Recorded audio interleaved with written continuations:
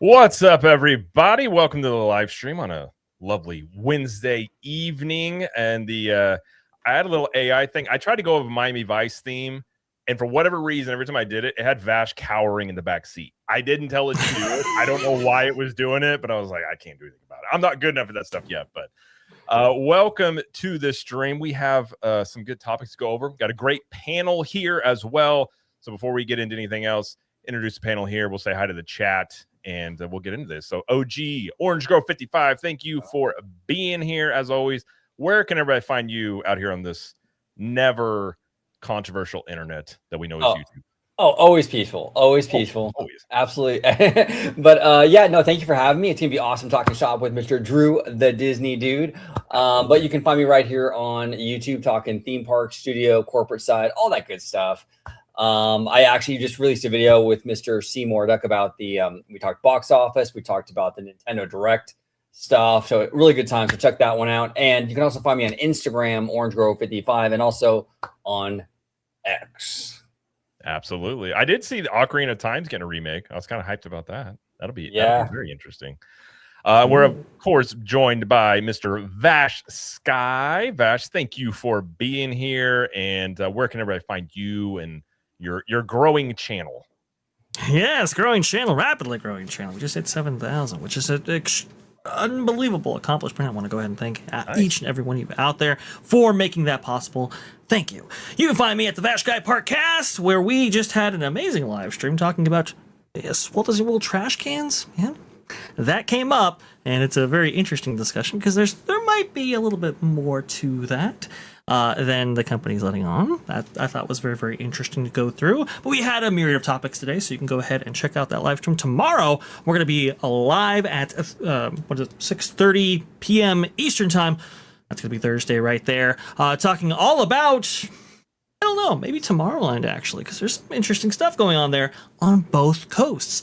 Very interesting to go over that. So that's going to be really, really cool. And then we also have our members only stream on Saturday at 3 p.m. Eastern. Vash and Vixen, which, by the way, I see her in the chat. So that's very, very cool. Definitely check out the Vash Guy Parkcast and Vash Guy on X. I need to step up my jingle music here. You want to have a roadcaster off, Vash? West Side. all I have is the office constantly. Yeah, I just have that, just a bunch of office stuff randomly on there. Although I did a video on Tomorrowland for Disney World. I was going to ask you guys, and we could talk, maybe we'll get into this later, but if Disneyland as well. So that is interesting because it's kind of like a low-key remake, maybe. We'll see what's going on there. We're seeing some changes there. Yeah, we'll see it, absolutely. But for the first time on Theme Parking as well, we're joined by Mr. Drew, the Disney dude. Thank you for being here. And where can everybody find you out on the internet as well? Yeah, my main goal has just been to be everywhere this year, like every major platform, Substack. So wherever you guys consume content, I am probably on that platform, with the exception of Blue Sky. So I guess just thank you for having me on. I'm excited to talk to all of you. It's a fun group of people, and I like having these conversations because it's not just news. We actually get to have actual thoughts.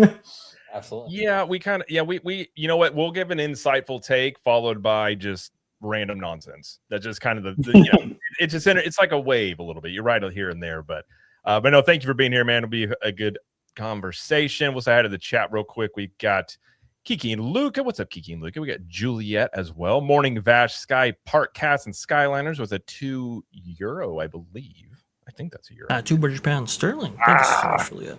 All I knew was not American. I don't know the differences in my brain. We got Rudio here, says cool Miami Nights. He also said Vash is a growing boy with a growing channel. So I mean, that's true. And then we got Real Ventures. And Ill Magic had a $1.99 super chat. Thank you, Ill Magic. As yo, what it do? How you guys are? I hope you guys are doing well. I'm doing pretty well. I think. How are you? Are you guys doing good? You know, you guys want to go through some stuff, some sessions. Yeah. Got beef. Over here. We got another. Ill Magic actually just sent you another. I think your channel. Yep, there you go. Oh, there we go. Ill Magic another 5. He goes, what if the Mummy ride was placed in Dark Universe for another ride in Universal Studios? I mean, that's interesting. Although I did see Brendan Fraser's getting in really good shape again for The Mummy, and I was like, yeah, I like that. I liked him in George of the Jungle. He was like ripped. Like that's the Brendan Fraser I remember as a kid, at least. Top tier Brendan Fraser right there. Oh, and that and Encino Man. I don't know, guys. Yeah, that's true. He had a good run. I still love the Mummy movies. Those are like one of those movies you just put on and just enjoy it. I've always liked that. But, I mean, they could. I mean, I don't imagine the Mummy goes anywhere just because it's still a ride that it gets moderate demand over there at Universal. It does pretty well. My wife really likes that ride. But before we did anything, I was going to mention to you guys, I did get the Indy hat, which apparently this thing is really hard to find. I did not realize it was that big because when I went, I was going to try and go. We were in Orlando from like Wednesday till Friday, and I wanted to go Wednesday night. And I couldn't make it, and I was like, it's going to be sold out. So we didn't get to Hollywood Studios until like 5 o'clock, and they have the little indie section, which I'm going to say the indie stuff looks awesome. They got like his leather jacket. You can get the fedora, you can get the whip, but it's Florida, so I didn't really want to get a leather jacket. But I asked the cast members, they didn't know anything about the hat. And I was like, they're probably sold out. And as I was walking out, I saw a shelf with like 5 hats on it. And I was like, oh, and I look over and it was there. They were gone within like an hour. But I also did order and get the Holy Grail online. Although I can't drink from it. It'll make me sick, apparently. That's okay. It looks sick, though. It looks really dope. I know. But I'm bummed. Yeah, exactly. It'll make you sick, but it looks sick. Well, still, everybody knows a drink from it. Just somebody has to come in and be like, he chose very poorly. And then I there you go. Actually, when I was a teenager, I made the dumbest mistake of my entire life. Me and my buddy were out in my backyard. We had like a fire pit and stuff, and we okay, we're gonna do like marshmallows and stuff, like campfire stuff, right? Right. Mm-hmm. We're chilling back there, and we didn't have any like wood, so I put a couple Duraflames, those Duraflame logs. We started roasting marshmallows over those, and those are chemically treated. So my mom was like, "What are you doing? Stop eating that." Is it cool to cook s'mores over like a green flame? You're like, that's totally fine. Hey, it's all good, right? It's gonna be just fine. Just late night. It just doesn't quite work right there. Yeah. I mean, when you're a kid, though, it's like whatever. Especially the 90s, so much stuff I look back on. I was like, why did my mom let me do that? I couldn't imagine that stuff. But all right, let's get into our first topic. Wait, by the way, we got Mr. Webba in the house. What's up, Webba? Yeah, Webba the legend. Hit that like button if you wouldn't mind. That'd be great.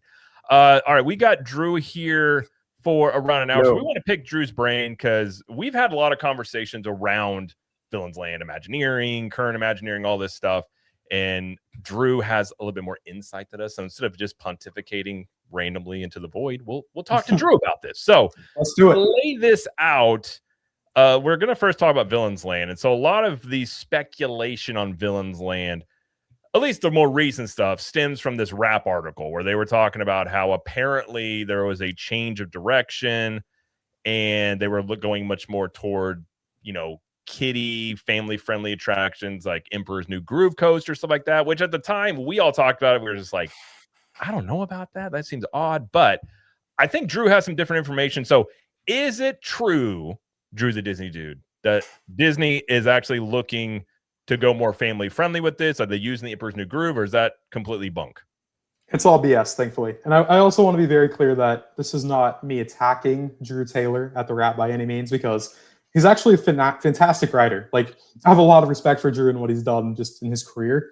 But at the same time, like, when I'm thinking towards what's coming with D23 and just how highly anticipated this land is, I don't want people to not be excited because of rumors that aren't accurate. So I tried to very carefully walk this line with my YouTube video, being like, well, these plans are not the plans, because those aren't plans. The rumors are not true. And like, just to be excited for D23, because that's when I think we're getting the final like reveals of what's actually happening. So I'm not attacking Drew by any means. There's no Drew on Drew crime or hate here by any means. But the Drews are fighting. But yeah, like I just felt there was an opportunity to get a correct narrative out there that no, the final plans have not been revealed yet. They've had a consistent creative vision since day one, and while we don't know what they're building yet, we'll know what they're building in about 65 days from now. So personally, I'm very excited to learn about what's coming here, but it's not family friendly. It's not Emperor's New Groove or Maleficent Boat Ride by any means. It's I think it's pretty much been the same from day one, and somehow this got out there. I don't know if it's Disney trying to put a fake leak out to fire people that are leaking information. Maybe it was a plant. That's possible. Yeah, but I know it's not true. So yeah, I guess that's all I have to say. Well, and Drew, you made a great video on this, and we did a reaction with Mr. I did a reaction with Mr. Weva. Yeah, a casual 1 hour reaction for a 12-minute video or whatever it was. You know what I'm saying? Pause every frame. Yeah, Chris was definitely like, this Drew Smith guy, he's an absolute fool. We're getting that Emperor's New Groove roller coaster. I cannot believe it. No, I was actually really happy with what you were saying, because the Emperor's New Groove thing, it's not that it's a bad franchise, right? It's just that, like, it's a little too niche. It's what, I'm sorry? It's a little bit too niche, in my opinion, for Magic Kingdom. 100%. And especially when you have a land like Villain's Land, there's a lot at stake here with this land. And you have a roster of villains that are legendary. And you only have a couple of rides that you can build in this land. And to pick the niche thing, like you were saying, Drew, just didn't feel right. The family-friendly thing, I mean, I'm not asking for, like, blood splatters on the wall or anything crazy. Like, I'm not saying HHN. But this land should have a little bit of an edge to it, right? Yeah. And I think you mentioned it in your video. Like, Magic Kingdom is full of a bunch of stuff for the kiddos. It's okay for this land to have a little bit more of an older demo. I think that's fine. And it's in the back of the park too, you know? So yeah. I think it's great. That was always the thing about Villains Land. I've always said, if you're looking at this, and I know Imagineers, I've talked to a few that they're going to go look at Dark Universe, because, like, why would you not go look? But the idea that you would create Dark Universe kind of 2.0, it's like they have a much more narrow thread, trying to needle that thread a little bit of, like, not too family friendly, but not too scary. I do think it's more of a challenge. But yeah, when I first heard the Emperor's New Groove, I was like, really? Like that? Like, it just didn't make a lot of sense. But I think that, like, Villains Land to me is the land that probably has the most potential in terms of, like, real game changers for Disney. And I think, unfortunately, that's going to be coming, like, I don't know when it's going to be done, but it's going to be the last thing to open. But it would be cool to have it a little bit more edgy. But I am really curious. I don't know, Drew, if it actually is going to look like the concept art. Because the first time I ever saw that concept art, I was like, there's no way they're going to do those mountains. I hope they do. But the first time I saw it, I was just like, I don't know about that. But I think it has a lot of potential, undoubtedly. Yeah, no, I think you said it best, that there is a lot of potential for this land. And I feel like you kind of said it best, right? Like, how do you make something that really has this edge to it, Chris? And also what you said, Jared, about something that needs to be this quality, like this move the needle forward, something big and jaw-dropping. And I don't know, maybe I'm crazy, but, like, am I crazy to say that I'm optimistic that they're actually going to deliver with this project? Like, I just feel that, yes, there's been many misses over the last few years. There's even recent things that I don't like the updated storyline of Big Thunder Mountain or Soaring Across America. I've been pretty transparent that I don't like those things, even recent things. But I do feel that with two parks people very high up in the company, from Josh being the CEO, making his way up throughout the parks, to Bruce Vaughn coming back and his entire career being on the parks, that there's just a ton of potential to really get this right and throw billions of dollars at it and just hit a home run and just change the narrative. And yeah, it's opening, like, what, 2029 at the earliest, probably. So Tropical Americas is, like, our first big thing, though I think that land's going to shock people with how good it's going to be. So yes, this is more out down the road a little bit, but I just hope that at D23 they really lean into the specifics to not only put those rumors to rest officially and get the actual plans out there, but also saying these are the real plans. This stuff is big. Like, we are going all out, major vision. We're going to execute on this. This isn't going to be a Galaxy's Edge miss where we promise and underdeliver. We're going to promise, we're going to over-deliver and do things right and get this right. That's my hope. So yeah, we don't know that yet, but we'll see. It seems to me, which, maybe this opens up for rumors and speculation and all of that. It seems to me that, like you said, the timeline of all these events, right? Villains Land, very immature, versus, like, Cars Land, for example, very mature. And we know that that's probably going to come first in the line of things that we're actually going to get from this area and maybe from Walt Disney World itself. So I think with that, with the development still taking place maybe with Villains Land, perhaps that, opened the door to rumors and all of that saying, like, hey, this is changing, this is changing, this is changing. Once these things become a little bit more concrete and revealed to us, I think a lot of that rumor and speculation goes away. So I do agree with you. I do hope that they bring out at least something. They don't have to reveal everything off the bat. But I think just to concrete and say, okay, hey, look, listen, this is the intended audience for this, I think would go a long way to, where we might go here. Because when we heard family, it was a little bit like, oh, I don't know. We've been waiting so long for this, and to hear from like Drew Taylor that this is going into a more Isla Burke direction, I think was a little bit disappointing to fans who have been waiting so long for this. So I do hope they at least set the tone and maybe place things on the table to remove that doubt. Again, they don't have to reveal all, but just enough to say, hey, this is really what we're doing. Yeah. No, I fully agree. This is also that it's Josh's first D23 CEO. Like, how are you going to make a big wave to not only show your biggest fans that you're serious about what you've greenlit 2 years ago at that point, but for the shareholders to be confident in what the fans are reacting to? Well, yeah, I don't think you necessarily need to reveal every single detail about both e-ticket rides, but if they revealed at least one of the e-tickets, or like you said, Vash, the overall tonality of this land and the direction they're going into, to just say, yeah, this isn't a family-friendly, Ursula spinner by any means. Some of this stuff, right? Maybe like a ride system or something. Maybe like a ride vehicle that could be like, okay, hey, we know this is going to be kind of like this, and it's going to have a high requirement and all that. Absolutely. And real quick, I don't want to forget the stock, and then I don't want to cut you off, but I also think that this is a really good opportunity to just kind of also show how far along they are with this land, because yes, like you said, we know a lot about Tropical Americas and Cars, but part of me is hoping the reason why they have not said a lot about Villains Land is because they want to get it right before talking about it, rather than like a Galaxy's Edge where so much was promised about this interactivity and the full like service table restaurant, and all that stuff got budget cut. Where in this case, if they can actually get that budget and all these final plans locked, which I know for a fact the plans are locked. Again, I don't know what those are, and we'll find out soon, hopefully. But if they say, well, hey, the reason we haven't talked about this, and pretty much, I don't count Destination D23, as cool as the concerted architecture sounds, we didn't really learn anything about that land whatsoever, So this will be the first time in 2 full years that we're getting actual big updates, hopefully. This is the time to really pull back the curtain and say, well, yes, we understand we haven't talked about this, but the reason we didn't want to talk about this is because we want to set a realistic expectation of what you're actually going to walk into a Magic Kingdom in a few years. If they can fully deliver on that, I think they can, and I think that this land has a lot of potential. Like you guys said. I agree. I want to ask you fellas what you guys think about this, because Vash, your B-roll has some B-roll of the villains walking down, I think, Main Street at Magic Kingdom, right?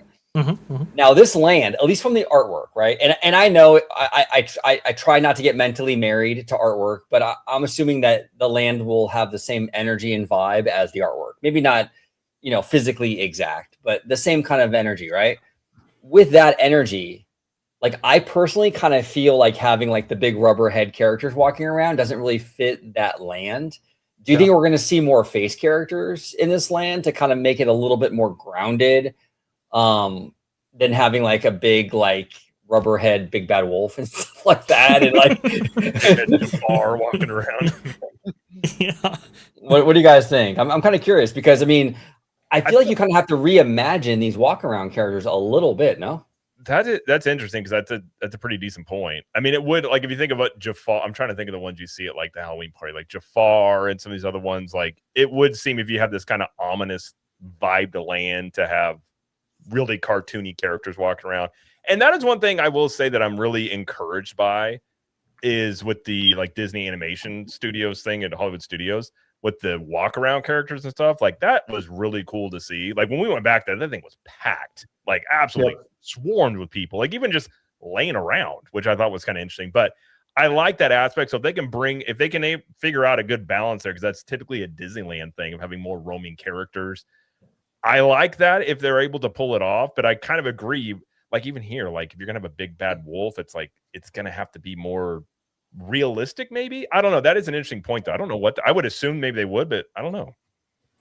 Yeah, that could go ahead. You're good. No. I was just gonna say the animation courtyard kind of showed how that interaction could possibly work. To do it the villain style would be very, very interesting, and you could have carved out spaces specifically to set up meeting some of the most prominent characters. That could be very, very interesting too. Go ahead, Drew.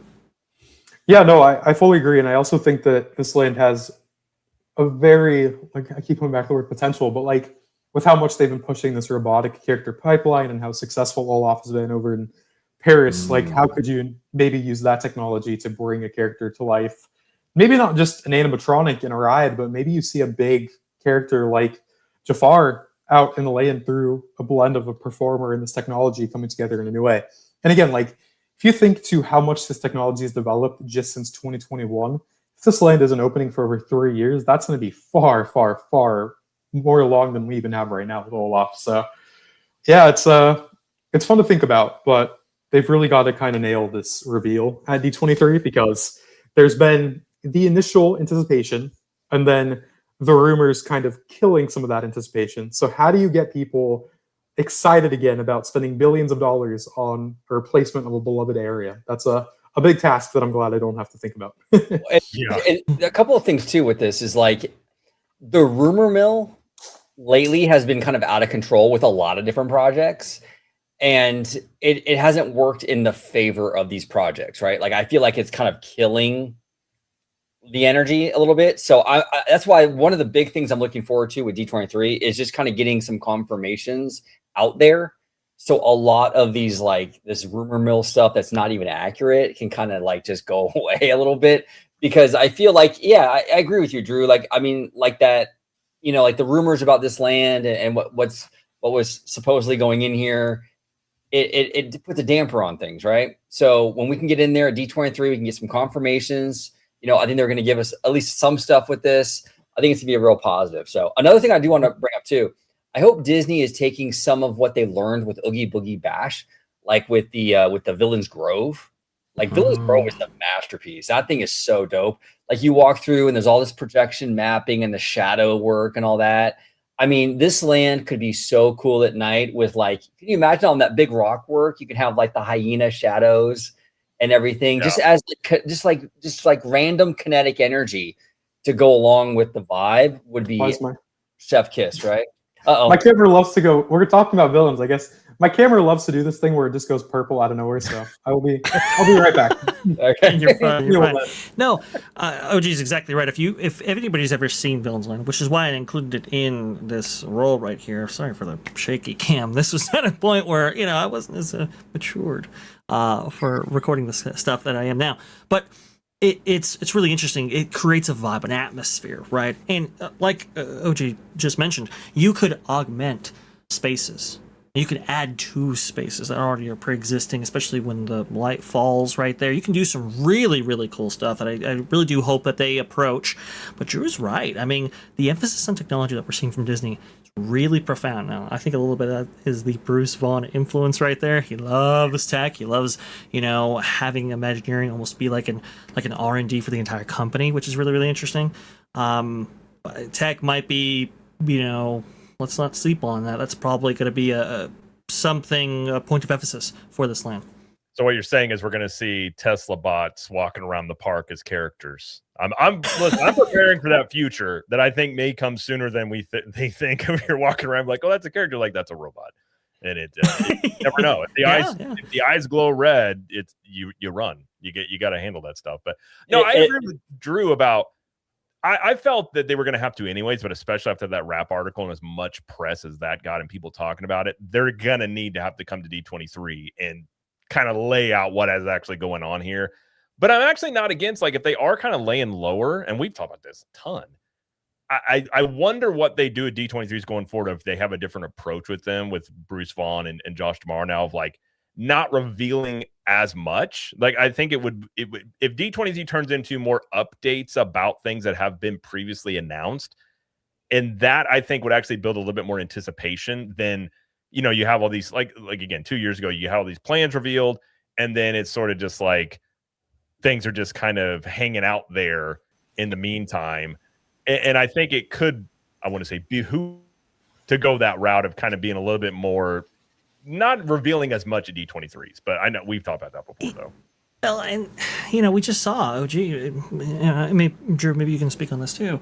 The Lion King ride just got revealed in a big way. At least a little bit via some Disney Parks video and so forth. Drew, I think you've shared a couple of those pieces on your X account. Which, by the way, if you're not following Drew Disney on X, what are you doing? Like, come on. I try. Yeah, right. And people were looking at that, and I included, and I'm going, this doesn't make me look as impressive as what I had in my mind. And that's the kind of the danger, maybe, of revealing so much, is that, like Drew was mentioning, you maybe make promises that you can't necessarily deliver on in the case of Star Wars Galaxy's Edge, or you cut enthusiasm down considerably by giving a visualization of what you're going to get before the actual finished product is actually out there. I think Universal's been really clever on this part, not revealing too much. Obviously, they reveal a little bit for Epic Universe. Mainly, we don't really see these things finished until the final product. That kind of shift when it comes to advanced word of mouth or advanced advertising and marketing, I think would really help them here. It's tough. Disney's in a bind because of D23, because they're like Universal doesn't have that event to where they're obligated to make these big announcements and show all this stuff.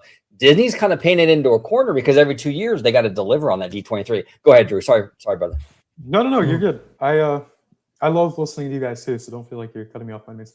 Yeah, no, Vash, I fully agree with you about the Lion King thing, though.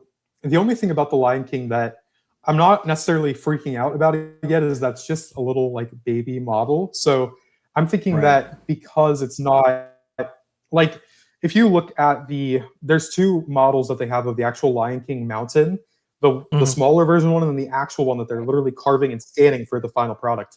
And even the bigger final scan looks more detailed than the little one. So I'm hoping because these are such little baby characters that's not showing the actual final detail, though. I do agree that if they cut that scene back from the log with the actual, the little worm that Simone's holding and the actual flowers and stuff, if they cut that back to just a flat log, then that's inexcusable. That's a horrible budget cut. Though I'm not going to judge it yet just because I'm hoping it's a baby model and maybe they're not going to go as detailed. They're just trying to get a visual of the depth of the scene itself rather than every single little thing. So it's a good point. And I think the thing that kind of got my attention the most with that is that it's crazy how one little screenshot from a video can make that big of a wave in our little news circle, right? I don't think Disney was expecting that one screenshot of that model to be seen by hundreds of thousands of people. But I saw it, I'm going to post this, and it did. So, yeah, it's I don't know, but that's what we do at the end of the day, right? Is analyze everything that we see. So I'm sure they've got to expect part of it by now. But I don't know exactly what you guys were. Yeah, seriously, I don't know what you guys necessarily said when I was off for a few minutes because my villains the villains attacked my camera on my computer. They got you. But no, I do agree with you about the Lion King, and I just hope that that's not the final vision. I just hope it's more of a visual. What would be really cool if with villains, I just speculate just a little bit. I like this technology angle for that Drew has brought up here. Obviously Bruce Vaughn having a lot to do with that, as I told everybody before when you were gone, Drew. But it's interesting. You could have hey, we couldn't have walk around roaming characters in Star Wars Galaxy's Edge, but can we do some walk around characters here? Maybe Maleficent's minions, if we can work that out before the list line opens. Again, it's 3 years away, and we've seen some really impactful technological upgrades even with these first roaming characters like the little droids and so forth, like the little BDX droids. It'd be really, really cool to see maybe some of those concepts fleshed out that they couldn't do with Star Wars Galaxy's Edge, or they couldn't do with some of these previous incarnations of these very immersive lands they can do here. Well, I would point to the toothless meet and greet at Epic and kind of that's the future meet and greets. You're gonna see this merge between, because that thing can run all day long as that thing's going, and it's a great meet and greet. They take their time with all the kids and everything. So I definitely think now that's a curious thing about, because we had mentioned as well when you were gone, Drew, about Bruce Vaughn's into the technology side, so he's bringing a different aspect into this. My theory is maybe you have Tesla bots walking around. We'll see, but but and I think that this might be a good question. I know there's we'll parlay this, maybe talking about more Imagineering, but I think there's Disney's an interesting spot, and I'm wondering, with Josh D'Amaro now in charge, have you seen, if you haven't, but do you think there's a different mindset or approach to things since Bruce Vaughn's taken over, since tomorrow's taken over? Like, has there been a shift at all, or has this kind of been something that's happening maybe longer than than Bruce Vaughn or Josh Tomorrow's been around? I think this is all happening because of Bruce Vaughn, personally. I think that there's been the main thing that I give credit to Josh for doing is actually reaching out to Bruce Vaughn. Like, I don't think many people know the story about that Josh just reached out to Bruce. Bruce thought he just wanted to catch up and have lunch because that was kind of following that Blue Sky session in 2022. And he's probably just thinking like, oh, Josh wants to talk to me about this Blue Sky stuff and get some advice. Bruce did not think that Josh was asking him to come back to lead Imagineering. So he was caught off guard by it, but he said yes, which I think is fantastic. Yeah, so the main point that I want to make is that the main thing is that we are finally seeing Imagineers who live in Florida and work in Florida design things for Florida, not Imagineers who live in California design things for Walt Disney World. You mean like Epcot with no shade and that little concert? Correct. That blew my mind the first time I saw it. Like our kids were there, they had the dancing stuff, and I was like, "This is miserable." Like, there's just no shade on this. Yeah, and for what it's worth, I dislike how Epcot turned out so much that I really don't go to Epcot that much. Like, I don't want to step foot in Epcot. It has no energy. It has no atmosphere. I don't want to go there. So I'll leave it at that. But to answer your question, the main thing that Bruce Vaughn has kind of done is really give Florida our dedicated workforce of Imagineers and also streamline how these Imagineers are working to get things done more efficiently and quicker. So, like, for example, I don't know all the specifics, but like maybe before it took a long time to get something done or approved because it had to go through so many people, whereas now it's more of just like, hey, you guys are headed in the right direction. I trust you. Just go for it and get this done and deliver it to the guest as quickly as possible. So not only do we have more Imagineers out right now working on all these things, from the reinvestment in the classics to the expansions at the 3 parks, but also how they're actually working on each project to not only get them done quicker, but just better overall. And really, I think that's why we're seeing more positive overall. Now, yes, there are those misses here and there, like the things that I don't like and the things that people don't like Zootopia and all that stuff. But I think overall, the majority have been well received, and I think that's a good trajectory for what's to come. Yeah, no, I agree with you. I think since Bruce Vaughn came in, there's been a lot of positive, like you were saying, Drew, like everything isn't going to be a home run, right? We're going to have hits, we're going to have misses. But I think the overall trajectory of where Imagineering was and where it's headed is way better under Bruce Vaughn.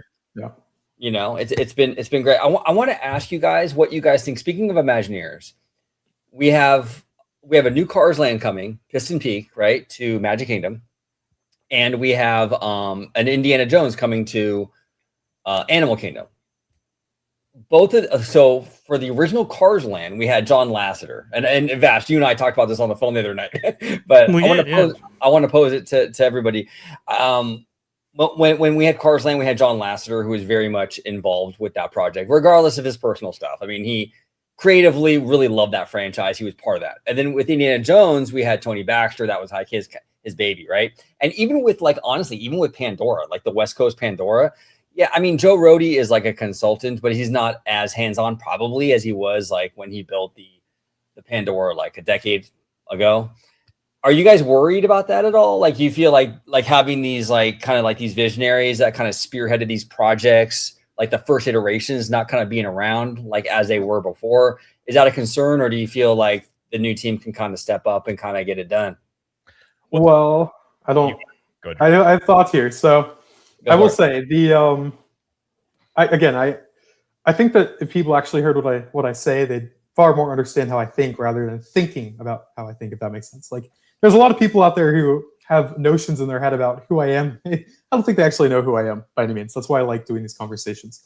But yes, I fully understand the skepticism for what's coming. Like, if someone said to me in person, you know, I used to love what Disney did after Epcot and some of these outcomes. Like, I am not excited for what's to come. I would say, okay, I hear you. Now, just let's circle back on this in a few years, right? That's what I would say to them. I'm not going to discredit their thoughts by any means. Though, I'll play a little bit of the opposite side here, that I actually think it's awesome. We're seeing some new Imagineers who have been around for decades that just didn't get the spotlight because of people like Joe Rohde or Kevin Rafferty, who, yes, I love those people. Like, Kevin Rafferty is my all-time favorite Imagineer.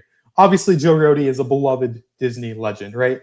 They had incredible contributions to the parks. But now I'm looking at someone like Joan Hartwig, who has been at Imagineering for over 30 years, and she finally has a chance to lead a project with Tropical Americas. No one knew who Joan Hartwig was, and people still don't know who Joan Hartwig is to this day, but she's been on Animal Kingdom since before it opened. She's worked on a ton of incredible projects, even was working alongside Joe very closely on Pandora. So she never has gotten credit for what she's done, but now she's fully leading the Tropical Americas team with what she learned from Joe and working on this park for decades, and is now leading this project. So I'm hoping we'll get to learn more about her and kind of who she is as a person, how she's approaching this project.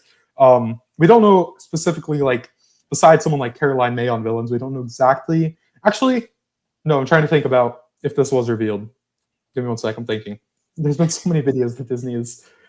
I could be wrong, but I think in one of the videos that they shared for Piston Peak when they were actually like doing that test vehicle thing where they were up in the desert, that Jason Grant was in one of those videos. And Jason Grant, again, he's not a super well-known Disney creative, but he's been with the company a really long time, and he's very, very smart. He knows what he's doing. So, like, you don't see people talking about Disney Imagineer Jason Grant or Disney Imagineer Joan Hartwig, but they're just as important to what's been happening over the last few decades.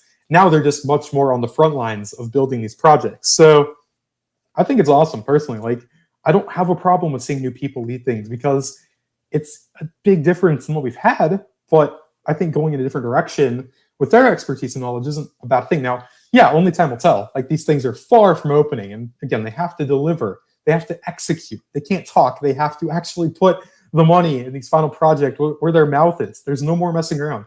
You have to deliver. But I'm feeling much more optimistic and not like, oh, this is going to suck. Yeah, there's been misses. There's things that I don't like, but just thinking about everything being more streamlined and being more efficient, and knowing that these people have still been there for decades, even if people don't know who they are. Yeah, I'm excited personally. Well, and here's the other thing too, that a lot of fans have to, and I want to say big shout out to Kiki and Luca. Thanks for coming on, Drew. Awesome. We love Kiki and Luca, and we love Drew. So yeah. By the way, we did have a 5 from Remy. She said, "Whoa, what? You got a celebrity here?" No. Remy D. But one thing I think, I'm not a celebrity. I'm literally just a guy who loves Disney. Please, like, it could be worse. They could call you an influencer. That would be the worst. Oh no! Oh, I would leave. right now. I know, right? The word that there's no word that pisses me off more than influencer. Like, dude, same. I would fight somebody over these words. I'm like, how dare you? Yeah, like, if your intention on social media is to influence people, it just gives me the ick. It makes my entire body feel gross. I hate it. So I don't know. I love the parks. I grew up with the parks. I love talking about them. That's why I do what I do. It's just, I enjoy it. Like, it's that simple. Sure, not everyone's gonna like me or what I do, but I don't care at this point. I just do what I like. and that's the right mindset to have. You know what I'm saying? You put yourself out there. You're just being true to yourself, and people will love you, and some people won't like you, and that's okay. You know. Yep. At the end of the day, you know. But in terms of Imagineers, I think that one thing that a lot of fans seem to forget, because a lot of fans are really impressed, usually, right, with the international projects. We see a lot of, wow, they're doing a lot of great stuff over in Tokyo and things like that. But we have to remember the stuff in Tokyo, like the New Space Mountain and Fancy Springs and Zootopia in Shanghai, that was created by Imagineers in Glendale. Yeah. Like, they have the chops. Like, maybe there's issues with like budgetary stuff, and I don't know the inner workings or whatever, but with the US parks, but clearly they have the creativity, because we were seeing that creativity on full display overseas, you know? Yep. So this is why I'm a big fan. I love competition, and I always bring things back to a sports background because that's what I know. True. But like, with Universal doing what they're doing, and you even said it, Drew, it's like they have to deliver on this stuff. And I think that's a question, like, do they recognize where they're at? And I think with this competition, it is one of those times where it's like, you got to hit this stuff out of the park. Especially if you're taking out the Rivers of America, you're taking out Muppets, like these things have to deliver that are replacing them. And when you look at Imagineering, we've talked before about Lake Nona was a disaster. A lot of Imagineers left, and I always look at it as like a sports team, and it's like, what do you have on the minors? What do you have on the bench? And some of that's unknown, but I think if you're looking at a rebuilding team, which maybe that's what Imagineering is, you know, getting some win, and maybe these, you know, these quick turnarounds like the studio lot in Hollywood Studios, the Muppet redo, some of these are, and I talked about yesterday with Tomorrowland, singles and doubles. If you can hit singles and doubles, you're gonna have a good team. Like not everything's a grand slam, not everything's a home run, but if you're able to execute on these smaller projects, maybe that gives them more confidence to be able to deliver on these big ones. Because even if these smaller ones hit off really well, if the big ones don't deliver, there's still going to be a lot of criticism about that. And I think that's where people stand. And I agree with you. It's like you look at Epcot and you're like, what is that? Like when you saw the concept art and some of these things. But and I've heard you talk about it as well. Like this may be a different Imagineering now than it was then due to budgetary and leadership and things like that. So I think I'm the same way. It's like I hope these things are really good.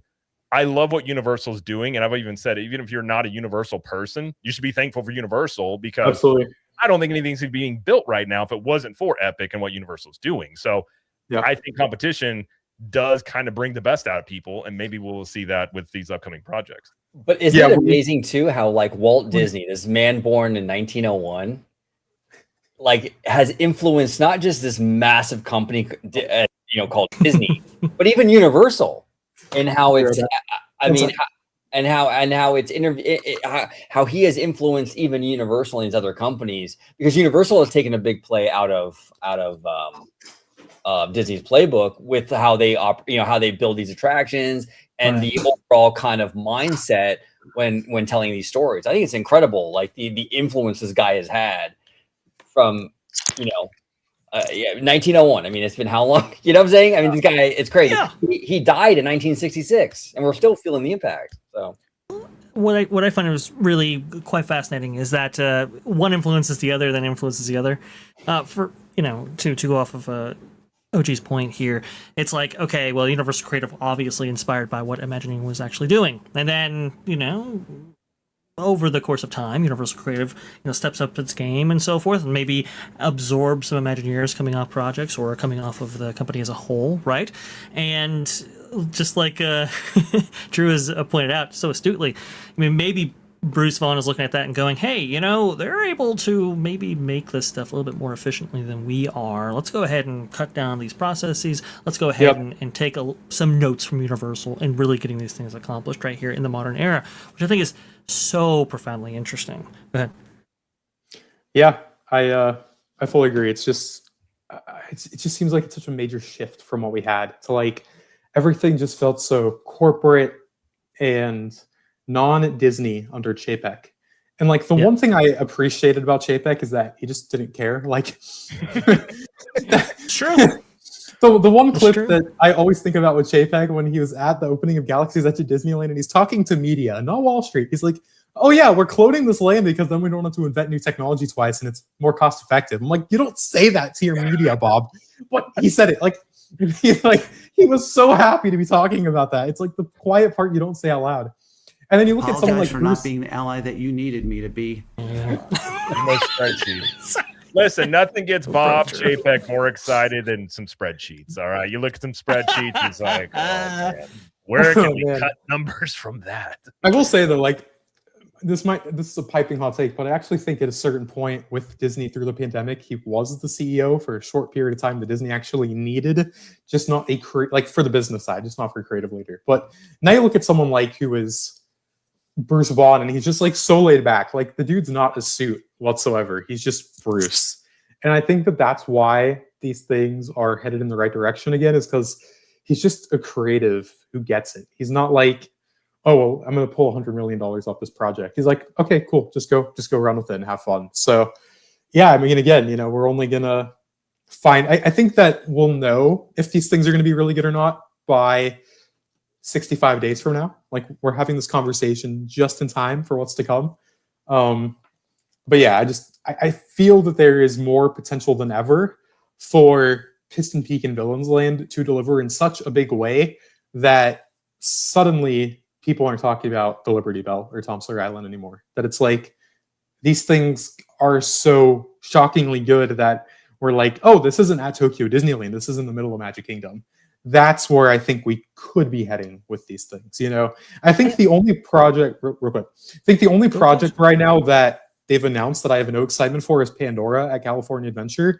That project to me, I just don't care about it. It's like, I love the movies, but I don't need to see another Pandora Land.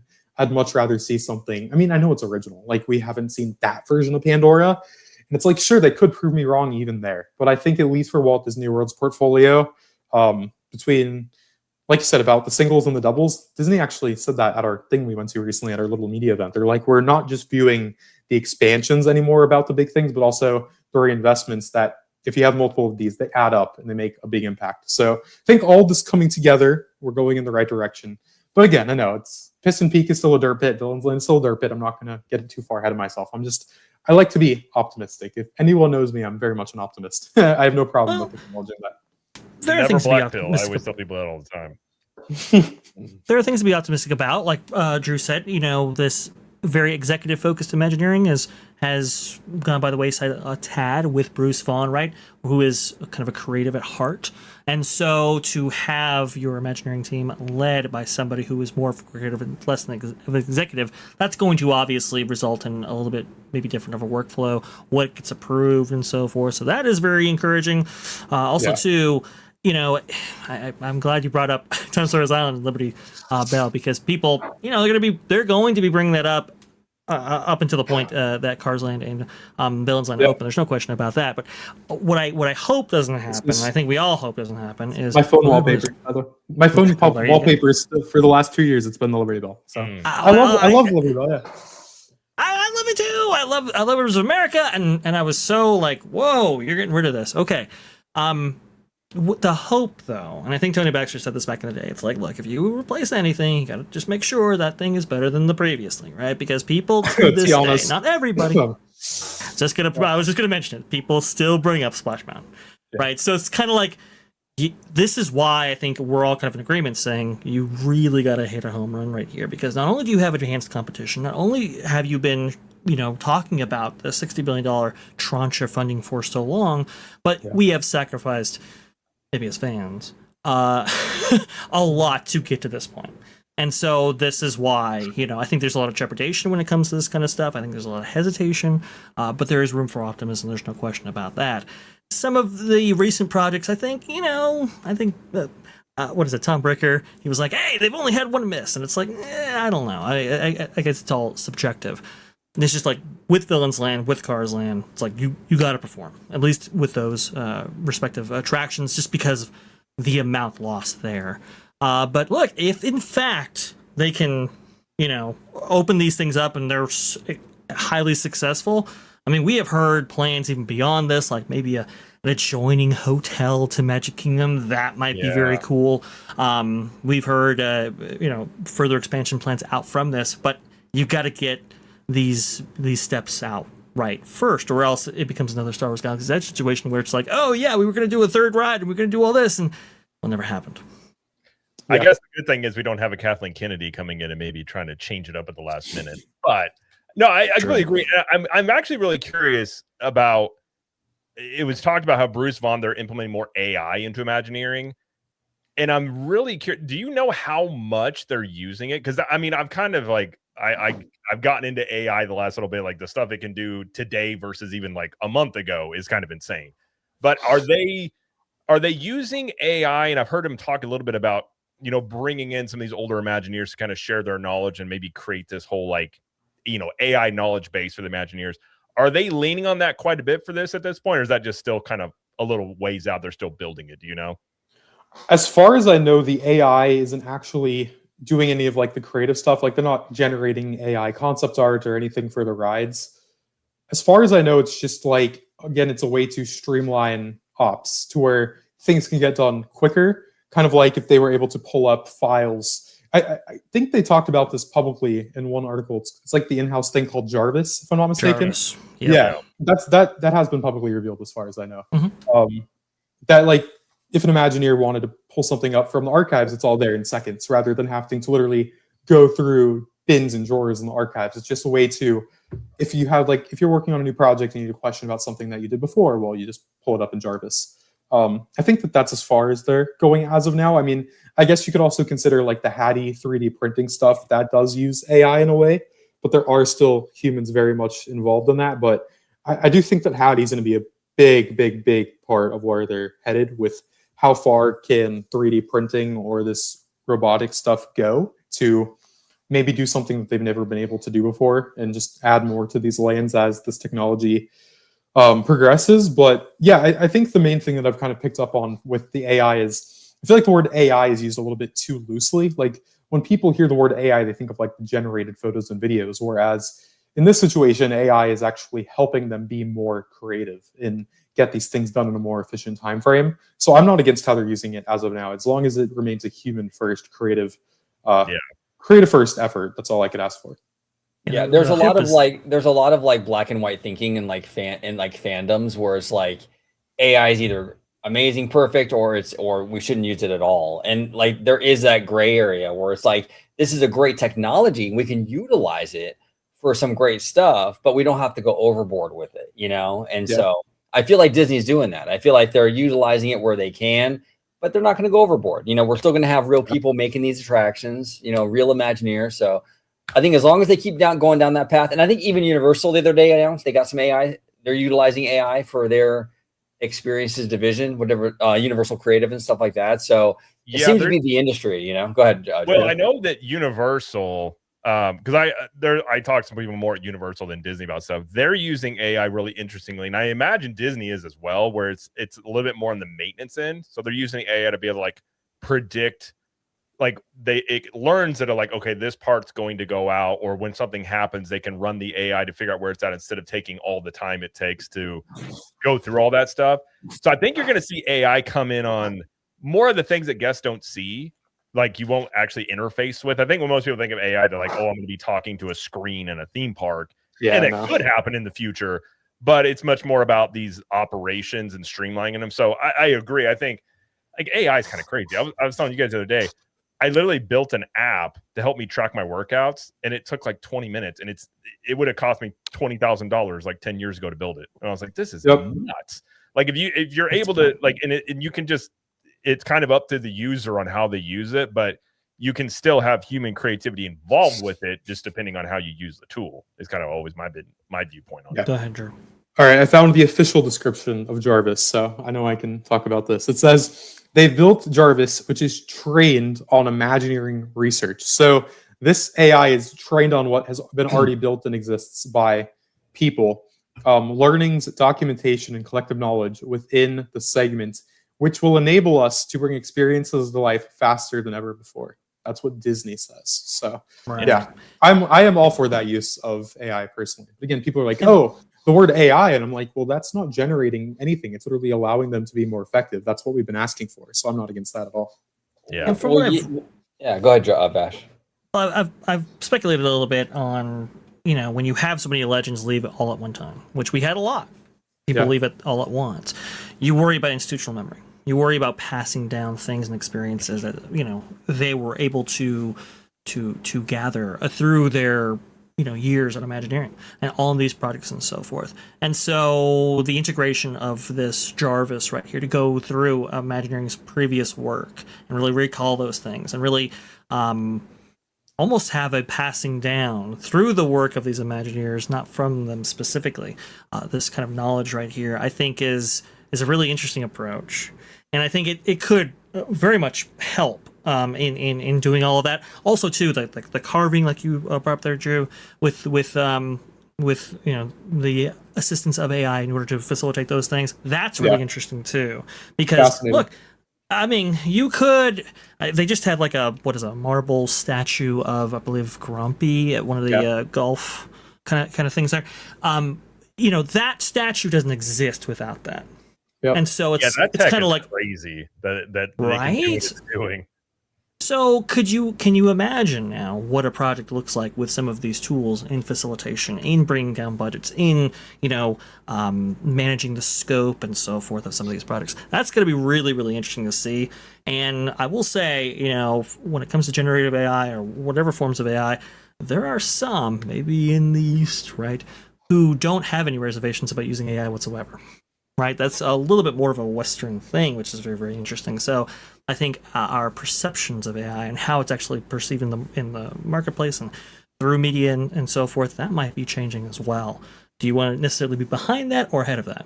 It's an interesting question. Well, and Disney's been really like criticized for their budgets in their films big time, and even Imagineering is like known for like their bloat. You know what I'm saying? Yeah, like right. Historically. So if they can do stuff that keeps that creative process intact, but eliminates a lot of that, bloated budgetary stuff, I mean, I'm all for it. Go ahead, Jared. Well, that was kind of the same point I was gonna make. Is I think the AI stuff, a lot of it, like more of the people have their reservations about art. Though I do think it's kind of the internet. As time goes along, I think that will ease. Like people will accept it more on some level. But I think the real usage of AI from, you could say, from theme parks and business standpoint, and even movies, is going to be bringing down budgets, because it's going to make things more efficient and be able to get it done quicker. And so I think that is going to end up being a thing. Even talking about like scheduling labor. I mean, the biggest cost that Disney and Universal have is labor. Which is what Disney talked about when it came to AI usage internally a few years ago. They said scheduling, ordering, that kind of thing. Sorry, Jared, it just reminded me. No, you're completely right. And I think those are the things and you won't see it necessarily, but those are the impacts I think of AI before. And eventually, I mean, yeah, sure, we may get to a point where, actually we probably will get to a point where there's walking around robots in theme parks and things like that. But you're going to see it pop up in different ways. And I think that if it's a tool that can help you be more efficient and actually can help you be more creative, because I can actually attest to that. Like there's times when, you're trying to think of stuff and you can kind of bounce ideas off it and you're like, oh, there you go. And like, that's not going to be able to replicate human beings creating nothing out, something out of nothing. Like humans are able to do that. AI cannot do that. It just regurgitates and it does learning things, but it can be useful. And I think Disney will get the most flack for it because of their history and all that stuff. But I mean, Universal, they're using it. They went way out of their way in their patent. They've got this patent out there for like guest behavior to call it machine learning. Although if you really read through that whole thing, it is essentially AI. But I think a lot of these are going to try and use verbiage that isn't saying AI necessarily. Yeah. But it's a very interesting. I mean, when you get in the AI world, like talking about 3D printing stuff, I love it. I love tech, and I think that whole stuff is like really interesting. What it could be done with, what you could do with it in the hands of very creative people. I think that's really. Yeah, the last thing I'll say about the AI stuff, I guess connecting it to what Vash said about that Grumpy statue, is that not only does it not exist without that machine and Hattie and that partnership with Imagineering, but also that it's more environmentally friendly by just going directly to the actual marble and not any of this plastic stuff. It's literally just carving it directly, sanding it. That's a good point. Done. So I think that it's not just, everyone's like, oh, AI powered robot, but yes, there are still many humans involved with the actual modeling and then inputting that into the robot. Also, people are actually maintaining these robots to make sure they work and then actually finishing the figure. So I think that's actually a good balance of not only keeping things on budget, getting things done quicker. It's better for our planet, and it still has people involved. I'm not against that by any means too. I just don't like the generation stuff personally. So as long as the creative stays first, that's all I can ask for. Yeah, true. I agree. All right. Drew, are you good to stick around? You need to head. I know you got to. Yeah, no, I'm good for a little bit, man. Okay. I'm chilling. Right, let's move on to get my screen here. Hold on, where am I at? There it is. Okay. Let's talk about this is kind of interesting. Well, we've talked about before about Disney pin trading, and that's a world I've learned that is it's an interesting one. I didn't realize the kind of the people that kind of go crazy with this stuff. We've seen people even accusations, I will put it out there, of people buying knockoff pins to trade with and things like that. But Disney recently made some changes because there were some people staying overnight in Disney Springs parking lot for these pin drops. Disney came out and said that you can't do that. There's no overnight queuing and some other operational improvements for what the Pin Tuesday drops. We've also we've talked about before with the Disneyland swatting incident. They may have some changes coming to live streaming. And I can tell you from my channel, what I've seen, you talk about these two topics and you will have people have opinions on it. And usually it's like, get it out of here, all that stuff. But what do you guys like with pin trading in these things? Do you think that they're really going to try and control this more? Because one of the bigger complaints is it's like you got the third-party scalpers and all this stuff coming in here. Do you think they do more on this? Do you think they have more restrictions on live streaming, or do you think this is going to be dependent upon what people do and they just react to it? I'm kind of curious what you guys think, if they're going to be more proactive about it or more reactive kind of about this whole thing. Well, it's kind of interesting because they haven't really been too proactive with a lot of this stuff, in my opinion. No. It seems a lot more reactive. So if I were to bet money, probably more reactive. Well, you like know? if people are buying stuff, I've made this point too. If I'm selling something and people are buying it, it's like, how angry are you gonna really be unless your fans and the guests really they get really, really upset. And I think that's kind of where they're at. It's like they don't really care too much because stuff's selling, but they also want to try and make people happy and not feel like, it's like Pokemon cards, like everything's on eBay an hour later when people really wanted it because they actually enjoy the content and the brand and things like that. Yeah, it kind of becomes a little bit like, I don't know, when things get like really big, right? Like the pins and all that stuff, it kind of takes away from like the I don't know, like it's hard to explain. Like I don't want to say magic because that's really a cheesy word, but like I mean it's so cliche, not cheesy, but cliche with Disney, right? But it becomes like someone's like, I feel like a lot of this stuff, like the pin trading, it becomes like someone's personal business at that point, where I feel like it loses sight of like what's really important with these parks and spending time with your family and like, maybe buying a cool pin for your kiddo or something like that. I just feel like it kind of gets into this weird direction of like this weird consumerism. Like this, it's not, and I know it sounds really funny, but like, I just feel like it just kind of gets a little bit on the ugly side, in my opinion.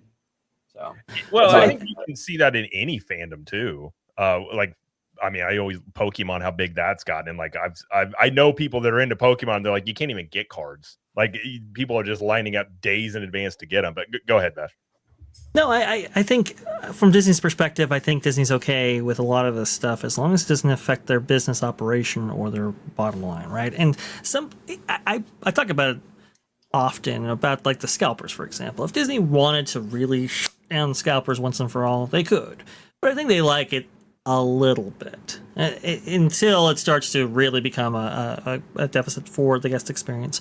And I think in this case, right, when it like disrupted ops where you have people sleeping in the parking garage itself, or you have these backups that we've seen on pin days or pin Tuesdays or whatever for Magic Kingdom in the morning. It's kind of like, okay, this is maybe getting a little bit out of hand for Disneyland, right? You have these pin traders, which hey, look, nothing against pin traders. I just want to make very clear, but you have some bad apples, and some people would maybe take over benches, they would take over tables, and they would, they bring their wares there and sprawl it all out. And it's kind of like, wow, okay, this is becoming a little bit unmanageable. Let's go ahead and manage it further. And I think this is Disney kind of saying, look, listen, we gotta rein this in just a tad, because I mean, pins have been a extremely lucrative business for them. In fact, they produce so many pins, they've actually lost count of how many pins they've produced, which kind of tells you just how wild they went. Every single division, every single part of the Disney company actually getting involved right here. George Kalogridis, you just created a monster. But it's really, really interesting to see how this has developed. But that's the thing. If it becomes kind of out of hand, now we have to rein it in. This is one of those times where it's like, okay, we're going to manage this a little bit. Yeah, I think you said it best, Vash. Like if it's disrupting the ops, or I would go one step further and say if it disrupts like the general family visiting the parks, where if they're just walking through World Celebration, there's hundreds of people over there. It's like it's probably not great to have that there. Right. But yeah, like I've never gone into the pin trading by any means, so I pretty much stay out of all the Pin Tuesday stuff. It's not my cup of tea by any means, and I don't like live streaming at the parks personally, just because like. The way I think about it is if I'm walking around the park and filming children's faces like nonstop over and over and over, it's not my cup of tea personally. Like even when I was just in Animation Courtyard, trying to film all these characters, I was over there for hours just to try to get clips without any kids in them and just the characters and myself and talking to them. So that's how I at least feel about it. But it's obviously none of my business to tell people how to live their lives, or because I know people don't like what I do, so I'm not going to tell people what not to like themselves. So if people like pins and do what you want to do, but it's not my cup of tea personally. If it's not disturbing anybody else, and if it's within park rules, hey, no problem, no issues. But when you bring in like the suitcases of pins, and when you're taking over tables, and when you're taking over dining spaces, i.e. trash cans, it's just all this other stuff where it's like, come on, guys. Like this is a little bit much right here. And so every once in a while, Disney, whether it's live stream or anything else, they sometimes have to say, okay, now we have to print policies. Now we have to, put out certain materials and so forth, just to have everybody know this is how this is all going to run here. Because at the end of the day, it is Disney property, right? You are a guest. And so when I think about the live streaming thing, and the swatting incident, right? The Oblivion incident, which Jared OG, we covered actually that live stream quite extensively right there. Yes. I look at that and I just go, okay, you can't have another, incident like that take place. So what does that involve on the back end? I'm not quite sure. Obviously, we've heard rumblings that there might be some, restrictions maybe coming, or maybe some rules, regulations coming, but they can't have another incident like that again. And like you said, when families start complaining, or if families see something that, maybe this is not so great, that's when Disney steps in. Yeah, and people assume that like they're like, well, they can't police the live streaming, because what is Disney going to do? They're going to go around the park telling people not to use their phone, and it's like, no, if Disney really wants to clamp down on these live streamers, all they have to do is just go on YouTube, and you can surgically point out who's who. And where they're at, and when they're live streaming and all that stuff, and they can do it that way. Like Disney's not going to go in the park and like boots on the ground, like try to find someone live streaming. They're going to go on the social media platforms, and they're going to do it that way. Now, do I think they're going to do that? No, but I think after that Oblivion swatting incident, I do think some changes are going to come. They're not going to outright ban it, just like the pin stuff, but I think they will probably put some sort of limitations on the live streaming, because there are a lot of great live streamers doing a lot of great stuff, and they respect the people around them. But then there are also, like you were saying, Vash, some bad apples who don't do that. So Disney's going to have to address some of those bad apples, because it also affects the operations. It also affects the guest experience, And Jared, to your, like, I'll go ahead and hand to you, but I mean, Oblivion, like iShow Speed, some of these huge personalities coming in there. Like, that's where you get a lot of chaos and disruption. And I've covered it several times on the various channels that I've been a part of before. Go ahead, please. No, I mean, you're completely right. I think Disney has a pattern. When something gets a big enough issue, that's when they, kind of try and nip it in the bud. And like, we were at Epcot on Friday, and like outside of Creations, it was like a swap meet. It was just like all these people had their pins. I was like, what is going on? And like, I realized there was all these pin traders. I was kind of surprised at the time that Disney they were taking up probably 4 or 5 tables and benches in a very busy area of the park. And I was kind of surprised that they let them do it. And I think, like, if you're Disney, it's a good problem to have people that are so into something you have, but at the same time, it can become an actual problem. Like Drew was saying, if it impacts families' vacations, and, that's the part where you do have to do something about it. And I don't have a problem. Like, I know some people really hate third-party sellers. I'm not like, listen, make your money. If there's a market for it, whatever.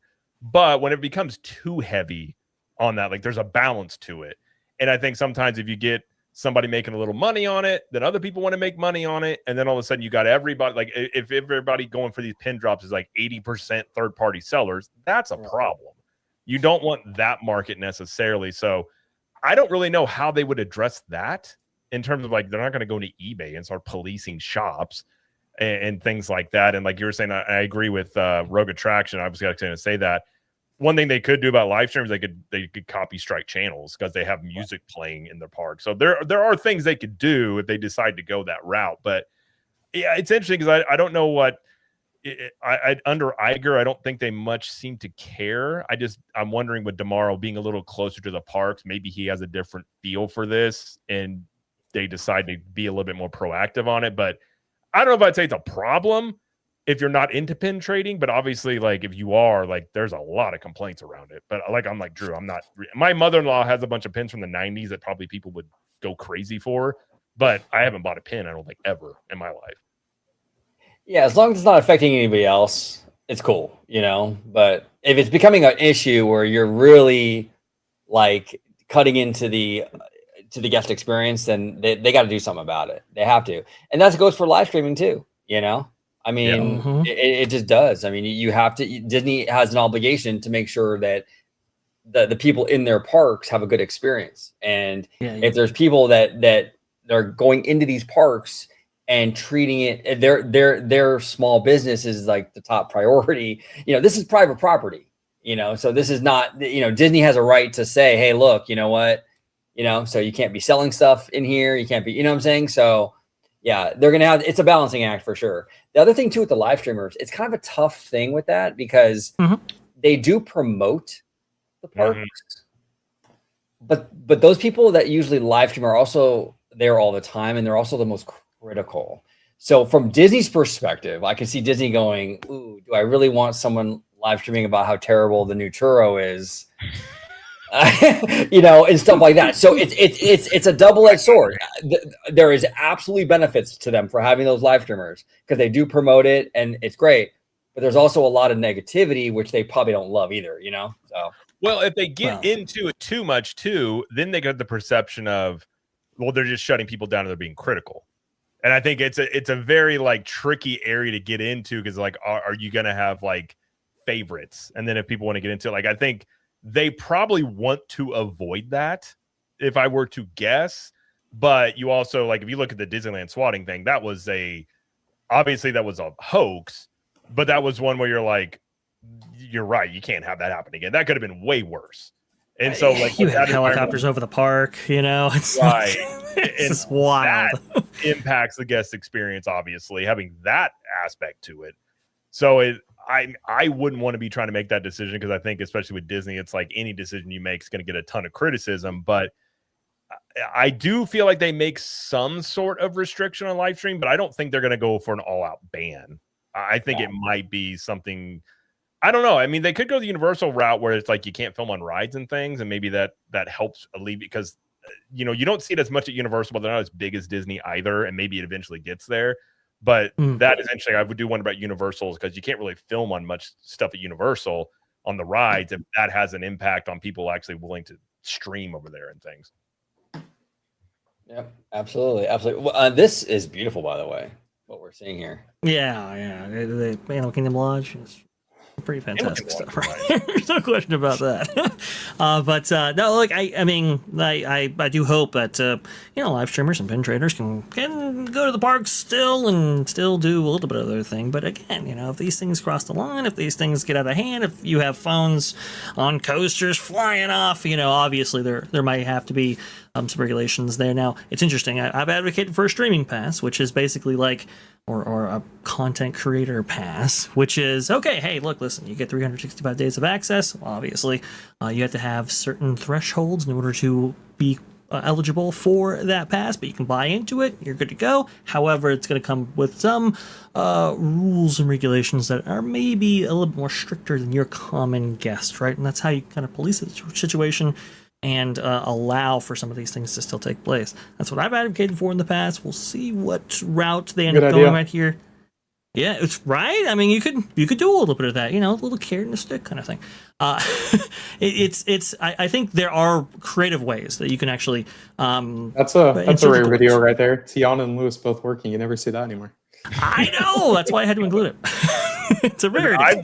I've tried to ride Pokemon 3 times, and every single time it broke down, I got escorted off. So I've actually never experienced the whole ride without it. I've gotten probably like 3/4 of it throughout the time, but I've never actually done the drop since it's been, to be honest. So I haven't seen a lot of them working. But I mean, you could do that same pass thing for one of the bigger complaints of the people that go into those discount shops, and they basically are doing like live stream auctions in the stores.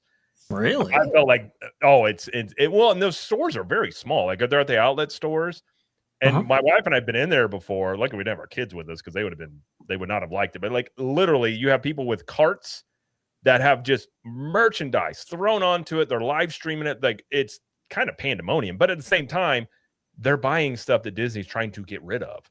So it's like, how much do they care? But at the same time, if you did make them be like, okay, you have to have like a vendor pass or something to have more control over it, that I think is a reasonable thing you could do maybe with streamers and things like that as well, because I agree, you do have a little bit more responsibility there of anytime you're making money, especially like on Disney property, it's like you're always going to be at risk for them changing things and you're just going to have to adapt. And we've seen that with like those third-party sellers. They kind of had people coming in after COVID, and then they were like, no more. And I feel for those people, but it's like if you build a business off of another business going on their property, you are very much subject to the whims of what they will and won't do. 100%. And Roga asked an interesting question. Would blocking a person from live streaming infringe on First Amendment rights? Okay, now I'm not like a lawyer by any means, but being like you were saying, Jared, it is private property. Yeah. I think they would have no legal issue saying you can't do that here. It would be like someone walking into your home trying to live stream. You have every right to say you can't do that in my home. So I don't think they would get into any legal issues. I mean, they can tell you to leave if they want you to leave. It's not public property. I bring this up all the time. This is the thing I use. Okay, you bring up the First Amendment. There's also a thing called maybe the Second, right? And that doesn't infringe on your rights at all when Disney actually has security and has restrictions when it comes to the Second, right? So that's where the closest analogy I can possibly have for that situation. It's private property. Well, yeah, and like First Amendment stuff is the government doing it. Like private property is a different thing. So yeah, they could totally do it if they chose to do so, but it'll be interesting to see because I don't know if the pin trading will slow down anytime soon. It seems like it's only getting more popular. But I will say, with the Cool Kids Summer, so we stayed at Coronado Springs. They actually had like a little goodie bag for the kids and stuff like that, which our kids really liked. But they also had some verbiage about they had pin trading spots that were specifically for kids. And I was like, that's actually a pretty good move to like allow people like kids and families that are not into this crazy world that they may feel intimidated by it, and let kids and families kind of, actually participate in this without having to feel this pressure of like maybe someone's trying to scam you or something like that. So I did like to see that. And I think that that's the balance you probably have with like Disney adults going overboard sometimes and then trying to make room. Like you still want their money, but it's like you still have to make room for the kids and the families of letting them enjoy their trips and experiences in the parks. But it's and that's the biggest concern for me too, is like just like people should be allowed to make money, and like I'm not against like the third party people making money off of Disney. That's fine. But like when you start to like cut into like the kids not being able to get those items because a pin trader picks up like so many of these and stuff, like I think that's where the issue comes in. Like these parks are at the end of the day still for the families, and I think that like if you're cutting into that experience, that's just not okay. And Disney will adjust. They'll balance it, I'm sure. So yeah, I think they probably will. And this is an interesting point. This is from Stu, my Rick. He says, just like a major sports league like the NFL, not allowing just anyone to create content. This from a 15-year sports radio veteran who was credentialed by the NFL. I mean, it's a good point. I mean, not everybody can just go to the Super Bowl and start interviewing people. So they definitely could go that route. 100%. Yeah, we will see on that. All right. You guys got anything you want to add about that before we move on? No, I think I'm good on that. The NFL analogy is really, really interesting because we've seen like content creators who have like the all 22 access. That's changed a little bit, in some certain NFL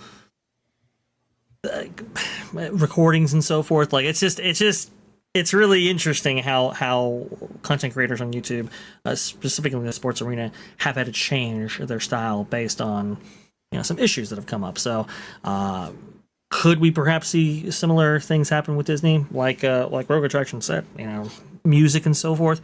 That's really interesting. We could. It's possible. We'll see. Yeah. Well, I was going to mention, by the way, and this just crossed my mind. We stayed at Coronado Springs, and I don't know if you guys are aware of this, but Disney has Mickey churro waffles that they'll do sporadically. Really? Those things are dangerously delicious. So I woke up because my wife went and got them while I was waking up, and I think they only have them at Coronado Springs at Spyglass Grill. Those things, oh my gosh. Like we had them 2 days straight. I got 2 orders the next day. I was like, and I know they do it sometimes at Disney Cruise, but I think that may be the next big thing. Because if it's any indication of what was going on at Spyglass Grill and the line there, that may be the next big thing you see as like a Disney snack. Because that thing was like amazing. Like wow. Get all the diabetes from all that. Diabetes. Hey, Jared, real quick before we move on to our next topic, Kiki and Lucas saying while we have Drew on, if we can get his thoughts on D23. Perfect. We're gonna put Drew on the spot here. There you go. Oh Drew. boy. What are your thoughts on D23?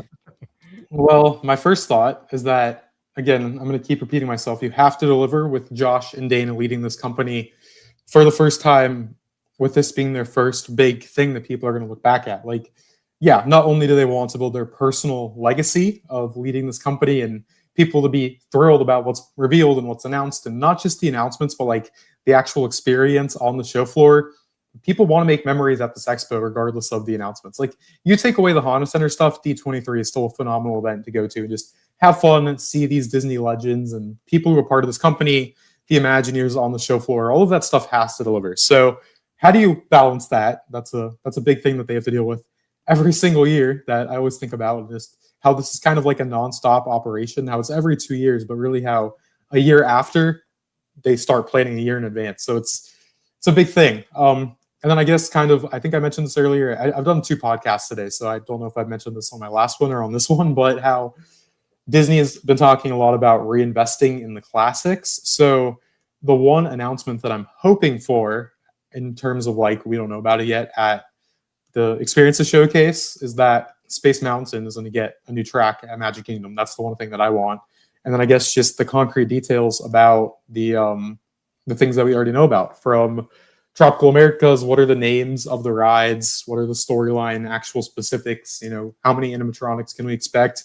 Who's voicing Indiana Jones from over at Monstropolis? Like, I want to learn about the theater show in Harryhausen's, which Disney already teased themselves. And then maybe if we're going to actually fly outside of the factory and go into a different world on the roller coaster like they teased in the original model. And then really, how does, you know, Cars and Villains as a combo dual package really make Magic Kingdom a better theme park and move the needle forward? These are the things that I'm thinking about, from like that back and forth balance of the reinvestment to the major expansions. And I think we talked about that here already on delivering on expectations, right? These have to be actual final plans, not you know, what could be, what is happening, what is being built. So yeah, no, I'm pumped. And just the fact that I think the main thing I'm kind of shocked by is that it's almost been 2 years since these things were announced. Yeah. And that they announced 14 new rides in one night. That is still crazy to me. I feel like that just happened. I still vividly remember it, yet we're about to actually learn more about what's actually happening. So yeah, I guess that's a few minute rant on my thoughts, but I'm excited for it. Well, Drew, can I ask you a quick question? California question? No. What are your thoughts? Because Dre, we were talking about this on the phone the other night as well. Mm-hmm. I'm excited about Coco. I think Coco fits DCA perfectly, right? Yeah. Mm-hmm. But like where they're putting it is a weird spot. Like, are you worried about like space limitations? I'm worried about how small it is. Yeah, for sure. So the one thing about the Coco ride that's still kind of going under the radar is like how incredible the animatronics are going to be on that ride. And this has been teased by Disney themselves. I'm not leaking anything. That Josh said that these animatronics are going to have to be seen to be believed. So I think these are going to be like, I think there's 2 versions of the next gen animatronics. The first ones are the ones that they revealed officially with the Unreal Engine, Epic Games technology, with the real-time front-facing projection. They showed those in We Call It Imagineering on YouTube. That's one of them. I think the other one that we don't know yet, I'm just speculating in a sense, is that Coco's animatronics with the skeletons, they might be see-through in a way, and they might figure out how to put the wiring in the actual bones of these animatronics. Because if I'm seeing a skeleton, right, it's not a full body, it's just bones. So if they can figure out a way to get these animatronics more simplified, maybe through 3D printing in these advancements, to where if you're going on that Coco ride and you're seeing this skeletal cast, they're teasing a lot of animatronics are coming to this ride. I want to be able to look through that animatronic and see a show set piece on a back wall behind them. I want that to feel like I'm actually in the world of Coco. So yeah, I'm very concerned about that plot land size, but like maybe they're going to pull something out in, you know, kind of that classic Imagineering, like performance under pressure, and deliver something in a big way. So I'm just pumped about the animatronics. Like I said earlier, I'm not super pumped about Pandora, but Infinity Defense, like if they tease like that King Thanos animatronic, I think that'd be a big wow moment for sure. You know, it's interesting with the Coco thing. It's like, yeah, and we've all talked about it on multiple videos, but maybe they'll do some new technology that allows them to kind of make it seem more like a longer experience, like a more involved experience than it really actually is. We have like changing set pieces with Mickey and Minnie's Runaway Railway. Maybe they'll utilize something like that. I don't know. Yeah. I'm just perplexed by it because they're cramming it in. It's like on the sidewalk. Like they got rid of the sidewalk to build this attraction. I'm like, how are you going to fit this thing? Yeah, Bash, correct me if you're wrong. Was it you guys who talked about the possibility of the turntable? Was that you? Yes. Okay, yeah, I thought that was you guys. But I love that thought. So all the credit to you for that one. But a turntable would be absolutely brilliant for optimization. So I hope you're right about that. I want to go ahead and show this actually because Carowinds just recently announced they were going to do a log ride in multiple points in that new log flume that they're going to actually have. You have these turntables that better utilizes the space, and it's a pretty small space. It's about 3.5 acres right there, but they actually get about 2 minutes 31 seconds of ride time in that. You can see a little bit here. This is kind of what I was talking about. Obviously, we've seen the kind of stuff that Frozen has utilized at Epcot for a long time, even before when it was Maelstrom, right? But even going beyond that and the backwards section on all of that, if you look at this lift hill, you go up top, right? And then once you actually get to this point, then you actually turn again, and that's where you actually get the drop. So this is a way of perhaps maybe leveraging as much space as possible out of this area. It is a very interesting thing to see parks already doing this, and so maybe Disney could actually utilize that same tech here. My biggest concern, like you said, Drew, and OG, we've brought up multiple times in the past, is that you look at that plot of land that this is on.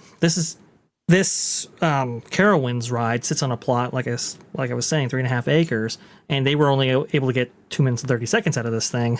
This is actually a smaller plot when you look at, Coco over there at DCA. Even if they were to saturate all of the available area, you're looking at, just shy of 3 acres right there. And again, even with the log flume that Carowinds is getting, they were only able to get 2 minutes and 30 seconds out of theirs. Now they could slow it down. There could be some things to really drive up that wait time or that ride length.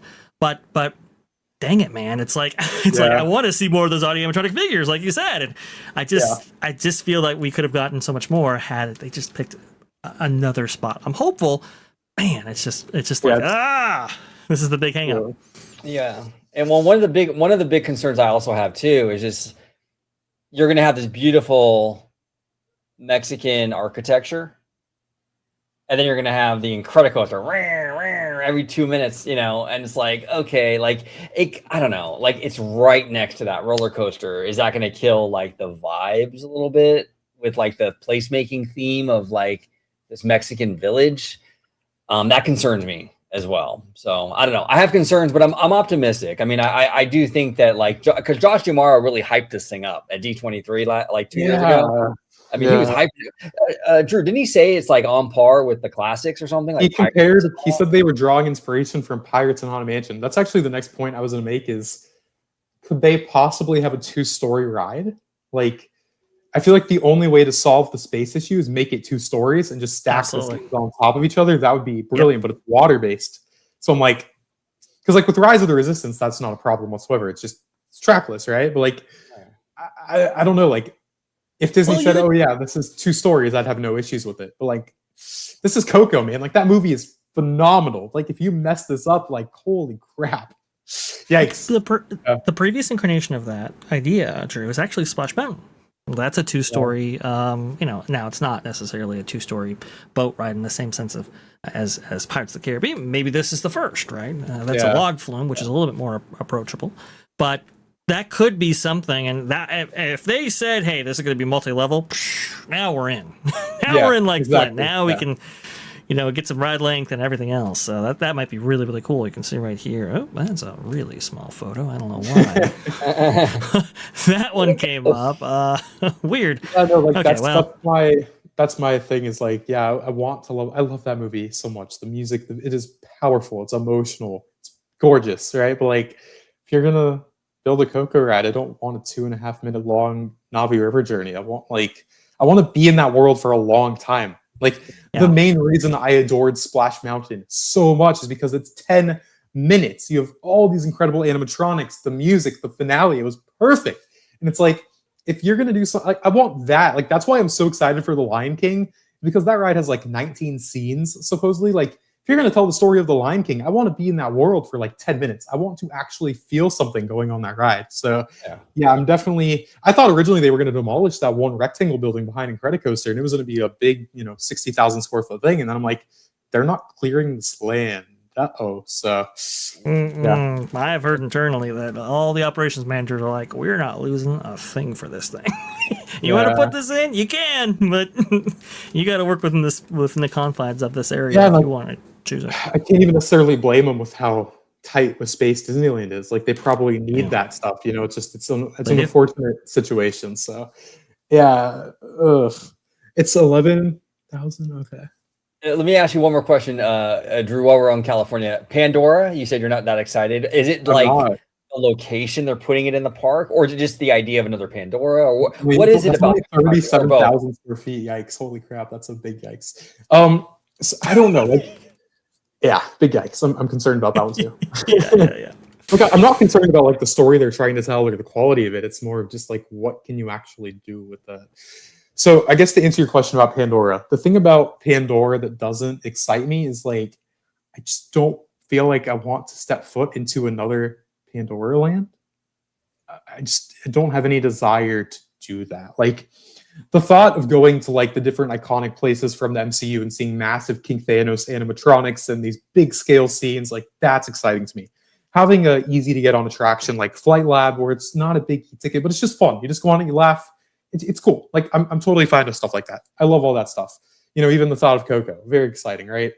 Like, even if this utilizes, the Pirates of the Caribbean technology over in Shanghai, it's like cool, but maybe it's I don't know. There's just something like in my gut feeling, I'm just not excited for it. Like, if that makes sense. Like, when I think about everything else, I'm like, cool. Like, I'm very excited. Even like, I loved the Liberty Bell and Thomas. Everyone knows that I love that stuff. I've been very critical even about that choice. Like, that was my favorite spot in Magic Kingdom. Like, even just thinking objectively about like a 4-acre national park and having 2 major villains rides, like, I can at least kind of understand that trade-off. I get it. It's Magic Kingdom. Like, you got to evolve the park at some point. And as long as they keep Rivers of America at Disneyland with how much better it is, that's what I think really matters, because that is the original. That's Walt's. They've plussed it. The animatronics, it is just, it's perfect. I love it so much, right? So it's like, I can kind of I get where they're headed with Magic Kingdom, even though it was a rough loss and I had tears in my eyes going on it for the last time. But when I think about Pandora, it's just like, yeah, like, I like Monsters Inc. I love that ride because, again, it's easy to get on. There's no lines. It's an easy thing to enjoy. I love Monsters Inc. I love those characters. I love the music. I get why they're doing it, but it's just like, I would much rather have a different franchise back there. I don't know. It just doesn't. It's just like, okay, whatever. Like, I don't know. I don't know if that answers your question, but it's not making me feel something, I guess. That's a fair point. That's a totally fair point. And that is one of my biggest concerns with it, right? Okay, well, I'll go with the positive first. The positive is that this park needs a little bit of that organic, and I say organic with like finger quotes because I know it's man-made, but more of an organic area. We only really have Grizzly, right? Yeah. It's kind of nice to have another area where there's actually like trees and like, lushness. Like, I think that will kind of flesh the park out. But at the same time, I do see people's concerns, and I actually have the same concern with not the land, because I know the land itself is going to be a banger because, James Cameron is not going to let them like half-ass this thing. Yeah. It's going to be good. But the transitioning is my biggest thing, is like going from, Hollywood Boulevard into that. Is it going to be just like the Batu thing in like Hollywood Studios where you just go under like a freeway underpass thing and then you're in Pandora now? Or is it going to be like, what are they going to do? How are you going to get in the mood for Pandora? Right. That's the thing that's really kind of like racking my brain. And I have a feeling, you guys, I'm telling you, I think another shoe is going to drop. Like, either that Muppet, the PhilharMagic Theater is going to go for this project. I think it's gone. Right. Or the Hyperion. I think there's more to close. I have a gut feeling about it. We'll see. I could be wrong, but anyway, that's my take on it. It's a decent take, because I think that there is another shoe to drop potentially that we're not seeing. They haven't necessarily said anything about that might actually take place there. Not sure what that is. Really hope they hang on to the Hyperion Theater, but Disney is moving away from live entertainment, which is really unfortunate. At the same time, that Universal is actually leaning into live entertainment a little bit. They just one of the Universal creative executives just recently gave an interview talking about how live entertainment was really part of their immersive experience program and everything else. So it's really interesting to see the diverging paths here. But I'm please. Oh, I'm sorry. Well, hey, Bricky, friend of the channel, who we love, Bricky. He made a great point when it came to the PhilharMagic building. That doesn't give a lot of ROI, right? Let's be honest. A lot of people don't really go in there. It's like whatever. But you bulldoze that thing and you build a Pandora, high-end restaurant, or even like a Lamplight Lounge level kind of restaurant with drinks and cocktails. Bro, now you're bringing in money, right? And they're going to want to have that component with this land. They don't really, I don't know. I think that PhilharMagic might be. Well, no, they'll lose a little bit of that revenue generation opportunity in that area because there are some restaurants, there are some food trucks, and there's some stuff there right now. Now, obviously, it's not as big of a revenue generator as maybe fully fledged out Pandora, but they will lose a little bit of that. Yeah. So obviously, operations will like to reclaim that a little bit and have things pop up in its place. So to your point, when it comes to ROI. Come on, the sky's the limit on some of this, on some of these structures that aren't. Drew? I think your neck of the woods, they call it underutilized. I think is what they said. Yeah. I think the word under-optimized is much more appropriate. Like the best way I can describe what we're going through right now is that anything that's not optimized to perform at its full potential, that's what's happening. Pretty much. I feel like over the next 5 years, every single inch of these parks is getting touched. And that's why I feel like Figment at Epcot is inevitable. It's just a matter of when do you finally actually do it? Because it's clearly not making, if Disney updated Figment at this point, they could say that they're doing that to make more money on Lightning Lane sales.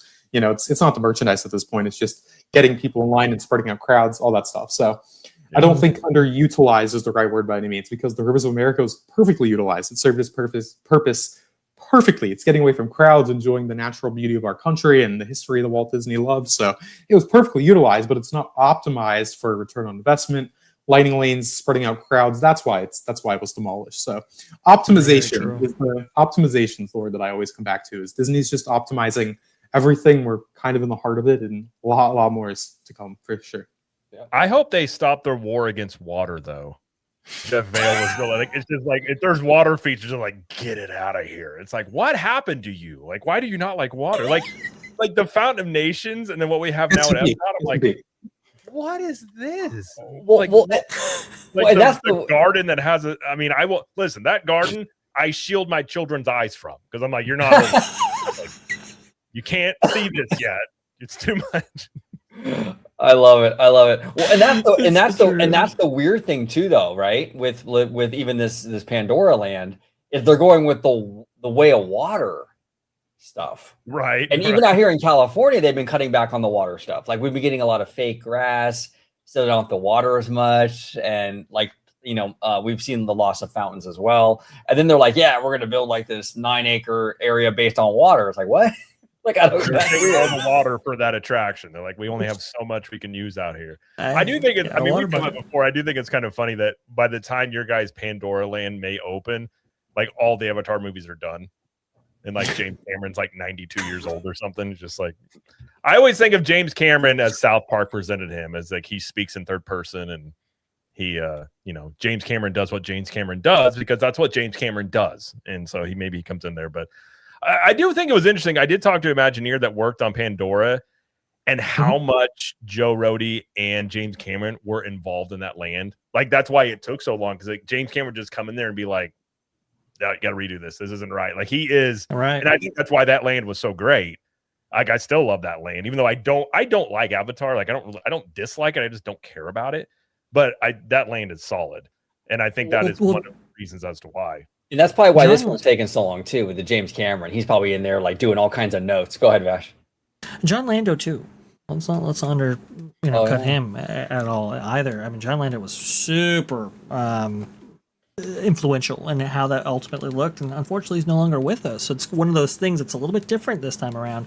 When the original Avatar opens in 2017. By the way, they started work on that in 2011. That's that's the time distillation there. Yeah.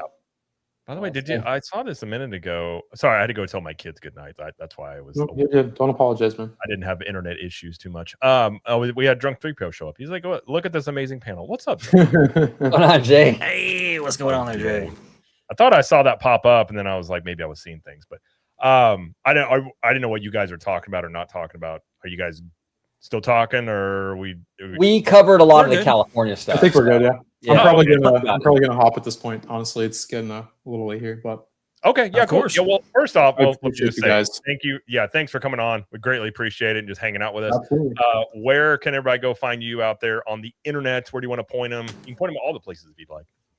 Yeah, I've been I guess just everywhere: Twitter, YouTube, Facebook, Instagram, TikTok, Threads, Substack, literally every single big platform. And writing has been the main thing. I've kind of been trying to do like the updates of like what's happening each week on Substack. So again, I'm sorry I gotta run early, but I tried to. No worries, man. I appreciate you. I try to calm down my energy levels a little bit before I go to sleep. Otherwise, I just cannot fall asleep. So honestly, I hear you. Well, sometimes when we get done, it takes me a little bit to get down, so I get it. But thanks for coming on. We greatly appreciate it. Picking your brain and giving some insights here. And you're always welcome anytime you want to come back on. If you're just like, hey, for sure. I know what I'm talking about. Let me on. Feel free to do that. I think we'll have a lot to talk about after D23, and hopefully good things, not bad things. I agree. Thank you, Drew. Well. Appreciate you, man. Thanks, man. All right. Bye, guys. Talk soon. Drew, the Disney dude over there. We'll put the links in to his content into the description on my end. I'm sure you guys will as well. So go check out Drew. He's a good dude. He's a chill dude. I like Drew. He's a chill dude, and he's a great dude. One of the things I wanted to say, too, before getting off this topic, just a little bit, finally, we got some permits related to the construction of that parking structure. That's the kind of the key to unlock everything at Disneyland Resort. So, these things are coming along. It's just taking a little while. Yeah, the Eastern Gateway they got those permits. I think the cast member parking closes. That Manchester lot closes this month. I believe. Yeah, something like that. Let me get that, actually. I got the information here somewhere. I had it in my notes before. Lots of movement here. Let's see. Let's see if I can load up a couple of different things. Bash always comes so prepared. I'm like, he's lightning quick on those tabs. I'm over here like an old man. I'm like, I got my tabs. You gotta be quick. Later this month, Disneyland will close a cast member parking lot as the first step to bring the Eastern Gateway project to life. Disney will build a 6,000 space parking structure over the next few years. That's by Block Mickey right there. And that recently just came out. That's June 9th, 2026. So yesterday. Interesting. Yeah, I mean, maybe we'll see the Pandora stuff kind of moving a little faster once this comes in, because it's all part of that puzzle piece, right? It's you got to move this to move this to move this. The high stakes puzzle operation going on over there. It seems like it's crazy. It's absolutely crazy. But yeah, good news overall. I remember Vash. We did some content on when the Anaheim City Council was going through the approval process. I think that was like 25 years ago. Oh man, feels like forever ago. Yeah, I remember Eastern Gateway was. I think we're at the 10-year anniversary of that being declined right there. That either happened in 2016 or 2017. It's just absolutely insane. So this has been in the works for a long, long time. In fact, actually, in the Westcott concept, right? If you look at the what is it? The master plan for that, they always intended to have parking structures on both sides of the resort. That was going back to Westcott. So that was probably 95, 96, that kind of thing. And so to have dueling parking structures on each side, it's always been part of the intention for Disneyland Resort. It's just they've never been able to do it until now. So it's going to be really interesting to see what the future of this resort is like, with maybe some of that freedom from alleviating those lots and so forth. Now, I do want to say, because you brought up Westcott, and Jared, you and I did a great video on Westcott with the Candid Camper. We did. And that video was seriously insane. It was so good. that was a fun video. We did talk about Westcott. We also hit a few other ancillary topics. I learned to think too about Quizno's ad campaign they had in the 90s. I was like, I didn't remember that. That was awesome. I know. Westcott to Quiznos, who knows? But I mean, we went there though. We went it's a there. natural progression, really, if you think about it. If you enough time. But what's up, Candid? Candid's good people. Listen, I love it because Candid's not afraid to give his opinion. He'll just be like, hey, if you hate it, it's whatever. I appreciate that. Yeah. Good all right. Absolutely. The last thing we're gonna hit, and I'm curious what you guys think about this because I saw this pop up on Twitter. And do you guys want to hit this up before in Disneyland? I don't want to cut you guys off. No, please go ahead. Go ahead and switch it. And there's that concept I was talking to you about before. Go ahead. All I know is if you guys want to talk about Disneyland, you can go for it. I know nothing about Disneyland, so I'm always learning. Like Westcott, after learning about it, I'm like, I want Westcott. That sounds like what was I think I did the math. Like the Spaceship Earth for that would be almost the size of the Las Vegas Sphere. It would be in the center of the park. I'm like, I want to see that. That looks amazing. It is double the size of Spaceship Earth. So that's what you can, Were they going to put a ride into? There was going to be a ride inside of it too, right? Oh yeah. There was going to be a ride in there for sure. There's no way it wasn't going to be a ride. And there was even going to be like water features and everything on that bad boy. Oh yeah. I want that to happen so bad. Rebuild the one in Epcot and make that one that big. That's what I say. Turn it into a giant sphere ball. I mean, that would be you could do a lot of stuff like projections and things on that thing.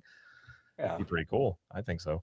Pretty cool. All right. So obviously it's June, obviously Halloween. We're going to start talking about it now because that's what you do when you're talking about theme parks, and Halloween Horror Nights is a really big event. A lot of speculation about what might be coming. We've had a couple announcements, centers. We also had Dr. Oddfellow and Jack the Clown, at least in Orlando for Universal Studios. But there's an interesting clip that popped up. This is from Universal High, and this, I believe, is Matt Groening. I don't know if it's Matt Groening or not, but it says the showrunner for The Simpsons may have leaked an IP coming to Halloween Horror Nights. So we will take a peek and listen to this, and then see what we think about this. I mean, everything has to have a huge lead time, so that'll be 27 will be the best version of that. Right. But there'll be hopes. Don't be mad, Universal. I love you. This is a spoiler. It's all going to be great. We have some fun, great ideas for 26 Universal Horror Nights for Simpsons. Cool. That's good. Fun. The ride itself is, it's hard to change the technology of the graphics, and the graphics are sort of out of date, but the experience is still great, and the jokes are still good, and it has surprises, and so I just feel like the nuts and bolts of the ride are probably going to stay the same. Maybe we could screw with the pre-show a little bit, but the experience is going to grow. I mean, I feel like we have really good meetings about adding fun and scariness and Simpsoniness and silliness around the outside of the ride. And particularly for Halloween, I mean, once when we were building it, they take you on a rough draft of it, before it's done. And so before we went on the kind of rough draft of the ride, they gave us a big free meal at then Doc Brown's Fried Chicken, which is actually the best. I love the Doc Brown's Fried Chicken. On the bone chicken is like KFC plus. Right. It's that pressure cooked, really fun. So my man. Sorry, go ahead. It's interesting. On two levels, interesting. They mentioned Halloween, and we've kind of talked about how it might be kind of cool to lean into The Simpsons about Treehouse of Horrors and stuff like that. Mm-hmm. But it's also seemingly this makes me think that Universal is going to keep The Simpsons around longer because that contract is up in a couple of years at least, or maybe in a year. I don't know exact timeline on there. But do you think they're going to bring Simpsons Treehouse of Horror to Halloween Horror Nights? Because I think that could be pretty cool if they do. I mean, dude, why not? I mean, look, here's the thing. It's that would be a moneymaker for both companies. Honestly, Disney gets a cut from that as well if they sell the merch and all that stuff. And I don't really think Disney has theme park plans for this franchise. And if they don't really have anything on the books, then why not, right? Let Universal play with it. I don't know. Well, I think Disney sent out some of those surveys it might have been a year or so ago, asking about Simpson stuff. And ever since then, you haven't heard much rumblings. I kind of tend to agree. They might want to do meet and greets. The only thing I will say is they got the Simpsons movie coming out. Maybe they would like to do some promotions in the parks, but at the same time, maybe they come to an agreement where it's like Universal, from what I'm hearing, they may not be ready to do anything with the Simpsons area yet. So that's maybe one reason it sticks around. I don't think it's there like long term, but if it is going to be around for the next like 5 years, doing stuff like this is not a bad idea. Like Halloween, I mean, the Treehouse of Horror stuff fits perfectly into what, Halloween Horror Nights is. You could do some really interesting stuff there. If it's in the Simpsons area, that would kind of pull people away a little bit, maybe from the other stuff. But at the same time, they have it, at least in Orlando, usually one of the houses is in the queue of the Simpsons ride. So they could just use that and put it in the Simpsons land and maybe have some extra stuff in that land. That could be kind of cool. It could be really interesting to leverage some of the horror aspects, because obviously, I mean, Simpsons has been doing Halloween specials for 20 odd years, right? There's a lot of content to pull from and a lot of content that would be appreciated to see by fans. The thing is, I think you're right, Jared, OG. I don't think Disney has real plans to bring this in and incorporate it into their parks currently. And so it's kind of like, okay, well, if Universal maintains their license agreement and keeps paying us, that's a revenue stream for us in the short term, right? Okay, it's like, okay, go ahead and do something here. Now, there are some character costumes created, I think, for Marge and Homer, right? That we saw some of those be rolled out for, I think, D23 some years ago, right there. But I don't think anything has really erupted beyond that. It's going to be kind of interesting to see how, what the future of this specific franchise, where it's looking right now, what that looks like. The fact that they're actually having, talks about maybe incorporating even more here might be a good thing, ultimately.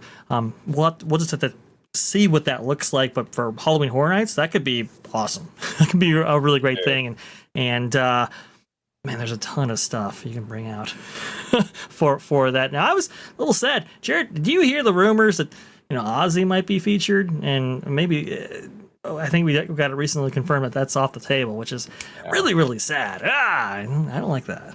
Though, the guy, when he said it though too, he's like, he's not going to give a direct answer necessarily, so it could be a little cat and mouse. I wonder if it's more maybe featured on Ozzy, but maybe it could be. Oh gosh, I'm drawing a blank. What was his band name again? This is a criminal thing. I can't. Black Sabbath. Black Sabbath. Maybe it's on that or something. But yeah, I saw that too. But at this point, when it comes to the HHN stuff, sometimes it's like there's just so much speculation. It's hard, and like they're not going to answer. I mean, he might definitively say no, but I don't know. I do hope an Ozzy house would be cool. I think that undoubtedly would be cool with the music and everything. That'd be so cool. And they've already shown they can do the music stuff. You had the Weekend and stuff like that, and like. Again, I will say this for years: do a freaking Thriller house, and you will make all the money you can ever make by doing stuff like that. And so I think best year to do it, 100%. It may be too short notice at this point, but maybe next year. But I'm not against, like, I mean, with the Treehouse of Horrors, you could do some stuff that kind of pokes fun at things and pop culture references. Like they could, I mean, if you had a Stranger Things house, you could do a mock, kind of a Simpsons take on Stranger Things stuff. Like there's a lot of flexibility it gives you with what that kind of franchise is at this point. I don't think it would be, I guess I'd be curious about how big of a demand it would have if they did it. I just don't really know what it would be at this point. Yeah. Well, it's interesting. Well, Wizard is saying that he heard the DreamWorks Theater at Universal Hollywood will have the Treehouse of Horror show. Yeah, that's interesting. And that might be a test for bigger things, right? I would think so. And I like this kind of like these I like this Disney Universal collaborative sort of thing. I want to see more of this. I mean, obviously it's competition and it's always going to be that competitive nature between these two companies, but I kind of like them working together. I don't know, call me crazy, but I think it's kind of cool. Like, well, if you think from a money standpoint, if they don't have any plans for the Simpsons outside of like some meet and greets, if you're just like Vash was saying, licensing deals are easy money. And so it's like you could probably make more money by letting them keep it as long as they want, especially if you don't have any plans for it. It's like, well, right. makes sense to do that, and then they're still making residual income off of merchandise and stuff as well. So this is so different from like a Marvel thing, right? So like Marvel, they certainly want that, and there are reasons why Universal would keep it away from them. So it's like man, if we can only work this out. But when it comes to Simpsons, I think the way you've leveraged this for parks or for a theme park space has been properly leveraged to the maximum extent possible by Universal already.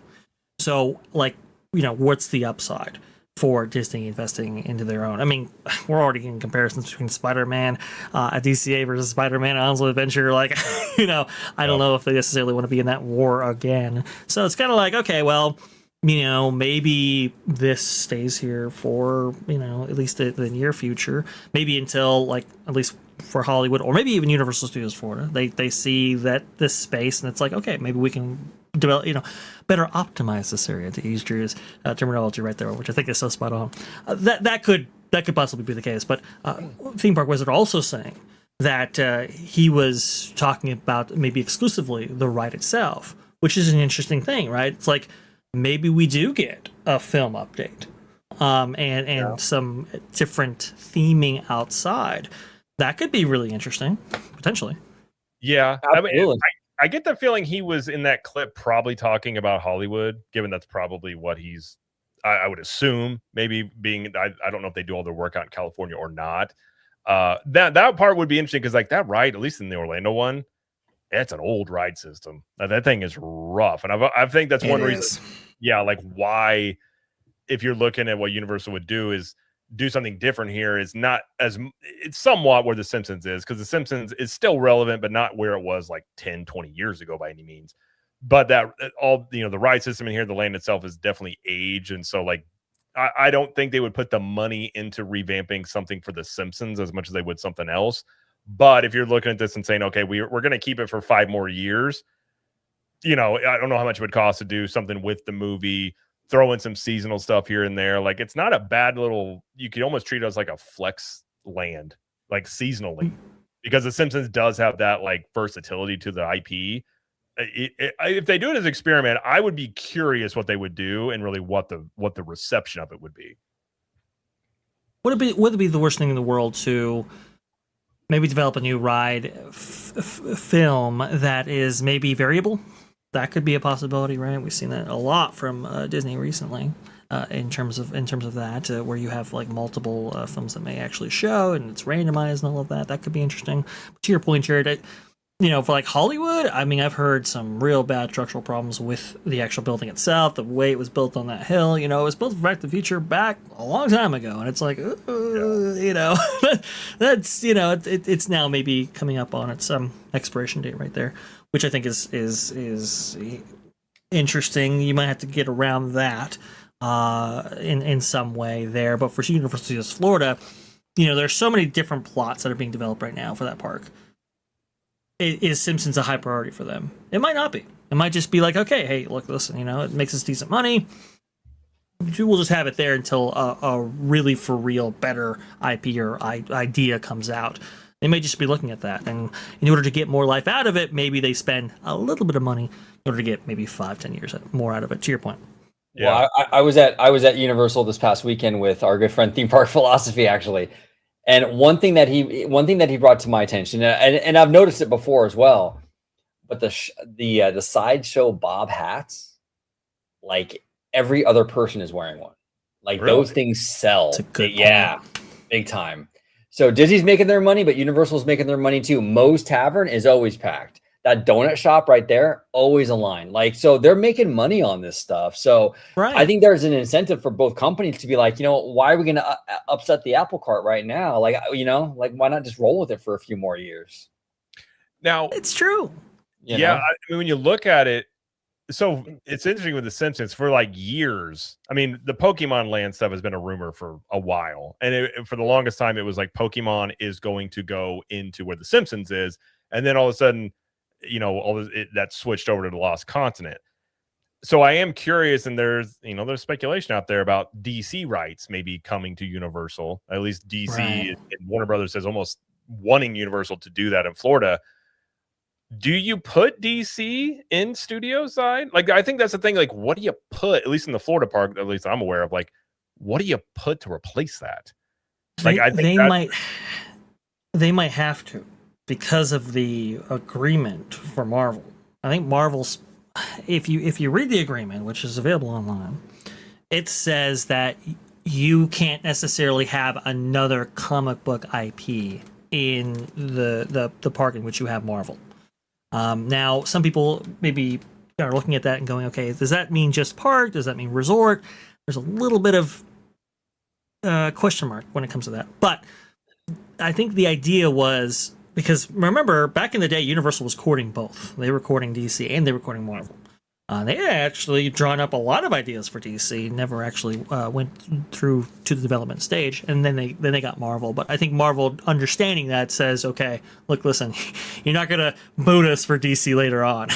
We're gonna have a little bit of a claim here. And so I think if you do bring DC with Marvel still there at Islands of Adventure, you might have to bring it to another part of the resort in order to be in accordance with that original agreement for Marvel. Yeah, I've seen some speculation both ways, but I wouldn't be shocked. I mean, what's interesting about that contract is when the state Marvel was in at that time is much different than now. Which is one reason why Universal, unless my entire premise has been, unless Disney backs up the Brinks truck, they're not going to give up those rights, because it's worth keeping out of Disney's hands. And it's still a land, like, I enjoy it. It's a time capsule, but I think people enjoy that retro 90s vibe of the comics. But I mean, I think that's the thing. It's like, I think when you're looking at islands, you got Pokemon coming in Lost Continent. I know we've talked about, I feel like One Piece would be perfect for Toon Lagoon to put in there. And if you do those two things, all of a sudden Islands becomes a very, very strong park. Absolutely. Like, it already is, you could say, a strong park, but it definitely has some weaknesses. But then on the studio side, you got the new coaster coming in. If you put DC here, you know, then you've got the stuff you're going to do at Epic. Like, these parks will be potentially in the next 5 to 10 years, like, very different with the things you may see around them. And I've heard some speculation too about some other areas of studio side that they may be looking at. You got the Fear Factor thing that's just sitting there. Maybe they do a show there. I've always said, if they're going to bring Wicked in, a Wicked show would probably make more sense, as it's a Broadway thing, and maybe you could still use that for Halloween Horror Nights and stuff. So as aggressive as Universal's being, I think areas like the Simpsons, like Toon Lagoon, obviously Lost Continent, like, I think you kind of like what Drew was saying about Disney, you go in there and start optimizing these spaces more, because, like, if you got Epic out there, you beef up these side of the parks while you're adding to Epic, this entire resort really changes a lot. And if you look at it in like a 10-20 year time span, it'll almost be a completely different resort than what people have really known Universal to be, potentially, at least. I will say this, though, when it comes to Marvel Superhero Island, I don't think Universal should wait too long, because I don't think Marvel is. It was hot. It was hot, 4 or 5 years ago. It's not getting any hotter, though. I'll say that much. Probably. I mean, yeah. So I don't know how much more they're gonna make going forward, because I think Marvel and even superhero stuff is a little bit it's waning. So I don't know if they would I don't even know if they'd make the same bang for their dollar. Like, if Universal approached Disney in 2019, like, hey, what do you want for these rights? They would have made $1.5 billion. But, like, I don't see the hunger for Marvel, though, right now. Like, I don't see much. But I don't know. I mean, maybe Doomsday changes that. You gotta think about the other way too, OG. Imagine how much Disney could have benefited from having those Marvel rights, right? That's the other side of it. It's not just how much money you might be able to make, or maybe able to sell this stuff for, but it's the revenue stream that you're keeping out of your competitors' hands. But is your competitor though making money if the franchise isn't doing so high? Wouldn't that kind of go across the board, or not? Well, I think. Sure, go ahead. Well, I was just going to say, I would look at it and say, if you look from the viewpoint of, if Disney gets it, it's still, even though it is waning, they would undoubtedly use it at Disney World, and so that it becomes something that you had, all of a sudden it's an asset used against you. And even though it has, it's not going to, more than likely, you're not going to see this like pop up to in-game levels anytime soon. But you keep it out of your biggest competitor's hand. And then let's say you do bring in DC, you're the home of comic books on the East Coast for theme parks. And that could be Pretty something much. you can definitely advertise and use to your advantage. It's an interesting conversation. This conversation always pops up organically every so often. Every time, yeah. And I am always very consistent about, like, I just don't see them giving it up. Like, unless Disney just pays the money to do it, I don't think they willingly just stop it on their own. Unless, like, I suppose if they had a massive IP pop off that just was just doing gangbusters, it makes more sense to do it. But at the same time, they have room now with Epic and other areas. Like, you would just be handing Disney something to use against you potentially into the future, would be my Right. position. The issue there is that you could have people step away from Isles of Adventure potentially and step to Disney. That's the other thing too, is that Right. obviously it's changing hands, changing pies, all of that, and so it's like Jared said, you're gonna have to back up the Brinks truck, and they've made it pretty clear, at least when Bob Iger was handling negotiations, it's gonna cost you a pretty penny.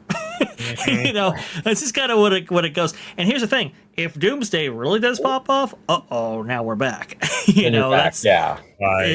That's going to be the interesting thing, because Disney certainly doesn't want that franchise to die, and they're certainly not going to kill it just to get a better value on their Marvel attractions. Right. I don't think that's necessarily going to happen. That's the low key. They've been actually devaluing the MCU to get Yeah, Right? yeah, exactly. Like Hulu. Dude, it's crazy. Like dude, when they made the announcement, I think it was in 2017 D23 that DCA was getting a Spider-Man ride. I was like, okay, they don't have the guts to make a Spider-Man ride if it wasn't going to be as good as the one in Isles of Adventure. Well, no, I was wrong. I ate crow on that one. Boy, did I. I've heard that one's not very good. Is it? Oh, is it's it not horrible. very good? Yeah. Horrendous. It is like one of the rides in all of Disneyland Resort that whenever I visit, because I visit so infrequently, I usually try to get as many rides in there as possible. It's the one ride that I say, no, skipping, which I don't often do. So that might give you some insight into the quality of that level, like where people just avoid it, like Fast and Furious Supercharged on that level. I don't think it's that bad, because it is something for the families with small kids to do and so forth. And some people really take to it, right? Just not me. No, I agree with you. It's a weird ride, Jared, because it's like you have this character Spider-Man, right? Who's like this quick, nimble, kind of lean, fast-moving character, right? And so they decide we're gonna put you in this big toaster oven, like box thing that like chugs along. It's like it doesn't fit the Spider-Man vibe at all. And then the technology isn't even that great, because you can't even tell what web is yours. So you're not even really like doing anything. You're just doing your arms and you're just kind of guessing. It's not as precise as like a Midway Mania, where like when I pull the little lever on Midway Mania, I can see my little dart go. Right. With this ride, you can't tell whose web is whose.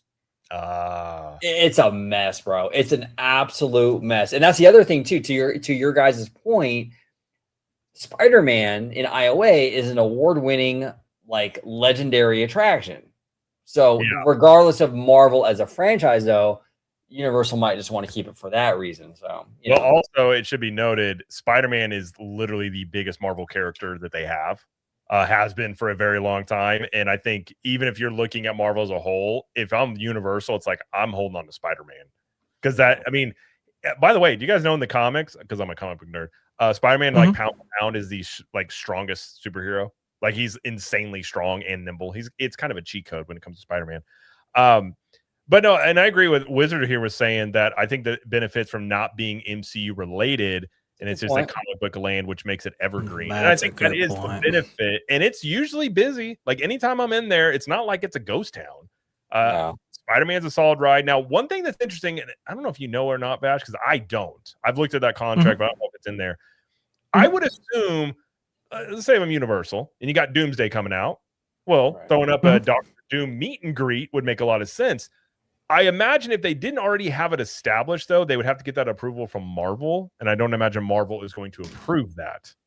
If you were to list it as an attraction, you'd have to get that approval from Marvel. If in fact you just have just Doctor Doom coming out there, you can absolutely do that. They have the ability to essentially within that contract allow for the usage of those characters, whether it be like retail, but also to meet and greets and stuff like that. It's fully within their power to do stuff like that. Okay. Now you'd have to do something that was not MCU based, because MCU is a little bit distinct in that regard. You have to be like the traditional Doctor Doom that we might have experienced from the comics back in the day. So it's a little bit touch and go. But yeah, you can absolutely do that. Now, if it's an attraction that's listed like on park maps, that gets into some other territory that Marvel would have to approve or disapprove. Now here's the thing too, to kind of circle back to Spider-Man. That character moves merchandise, because when they were designing Avengers Campus under Bob Chapek, like 60% of that land is Spider-Man. Okay, that's not a coincidence. That was a spreadsheet move, 1000%. Well, if you think about it, as big as Spider-Man is, on the movie side, they don't have the rights to Spider-Man. On the theme park side, they don't have the rights to Spider-Man on the East Coast. So they have this huge character that they're not really able to fully utilize probably how they want. And I'm sure that has to be frustrating for them. But if they're able to do it, I don't know why have they not had like an Iron Man meet and greet? Or some of these, even though it's based on the 90s comic book character, I would have assumed like Thor and some of these other characters, when the MC was really hot, having them as meet and greet characters. I mean, maybe they just don't want to do it, but to me, I'm like, man, I would do that. They have them as walk-around characters, if I'm not mistaken. At least like I've seen like X-Men and Captain America and a couple of others. So they haven't had Thor. They have Cap. They have Cyclops, Storm, Rogue, Spider-Man, sometimes Wolverine, but they really haven't added to the roster, I don't think. Yeah, and so when you're constructing like new assets and stuff, that might be a little bit dicey in that territory. And Iron Man, in terms of a costume itself, that might be a little bit difficult to do. So maybe that they just simply haven't explored that. But yeah, I mean, could they leverage it just a little bit more? Probably. I think from Universal's perspective, I think they're happy where they're at, so they don't. Well, but I mean, so, and also to OG's point, when it comes to Spider-Man always has been the biggest merchandise seller for Marvel, and that's going back 30, 40 years. And that's why Universal was like, okay, if we're going to build an attraction out for Islands of Adventure, it's going to be Spider-Man. So. Yeah. No, he's and in like the comic book sales and everything, well, I guess to your point, meet and greets you're not really making money off those. So maybe that's what they're looking at too. Like, although I wouldn't be shocked if you see a Doctor Doom meet and greet pop up if Doomsday is like this massive hit, but at the same time, maybe they just don't. But we do have a couple of super chats from Ill Magic 94. We got a 5 here. Thank you, Ill Magic. Says, if they remade a Doctor Doom ride, what direction do you guys think they should go in for that type of character and style? Now, well, this would be hypothetical because Universal can't do anything. I personally, if you're going to do a Doom ride, man, there's a lot of stuff. I mean, I would almost like to see an actual like Latvia, like his actual country that he runs, have it based in a land. Like, you could do some really, really cool stuff. Doom, I made this argument. Doom is a better villain than Thanos. Like, Doom is a big time villain, and so I have questions about what they're doing with the MCU with him, with RDJ and stuff, but he is a legit villain you could do some really cool stuff with. Well, he's the second ride, right? The third ride in Superhero Island. He's got the drop tower now. The drop tower, not much there, but it's interesting how out of all the characters they choose, they choose Spider-Man, they choose Hulk, they choose Doctor Doom. To your point, Jared, I think Doctor Doom is a huge character that they can certainly leverage right there. At least Disney could. I mean, you can go a lot of different realms with this, but it'd be really cool to get something that's a little bit more scary, a little bit more edgy, a little bit more villainous, you know, but from a Marvel perspective, I think that's maybe something that Avengers Campus is lacking currently. And a little more dark ridey. The drop tower is okay, but Doom deserves a proper. He really does. Right? Yeah. Experience. Now, Vash, I want to ask you, with the Infinity Defense, do you think, because it's going to be a mixture of physical sets and screens, right?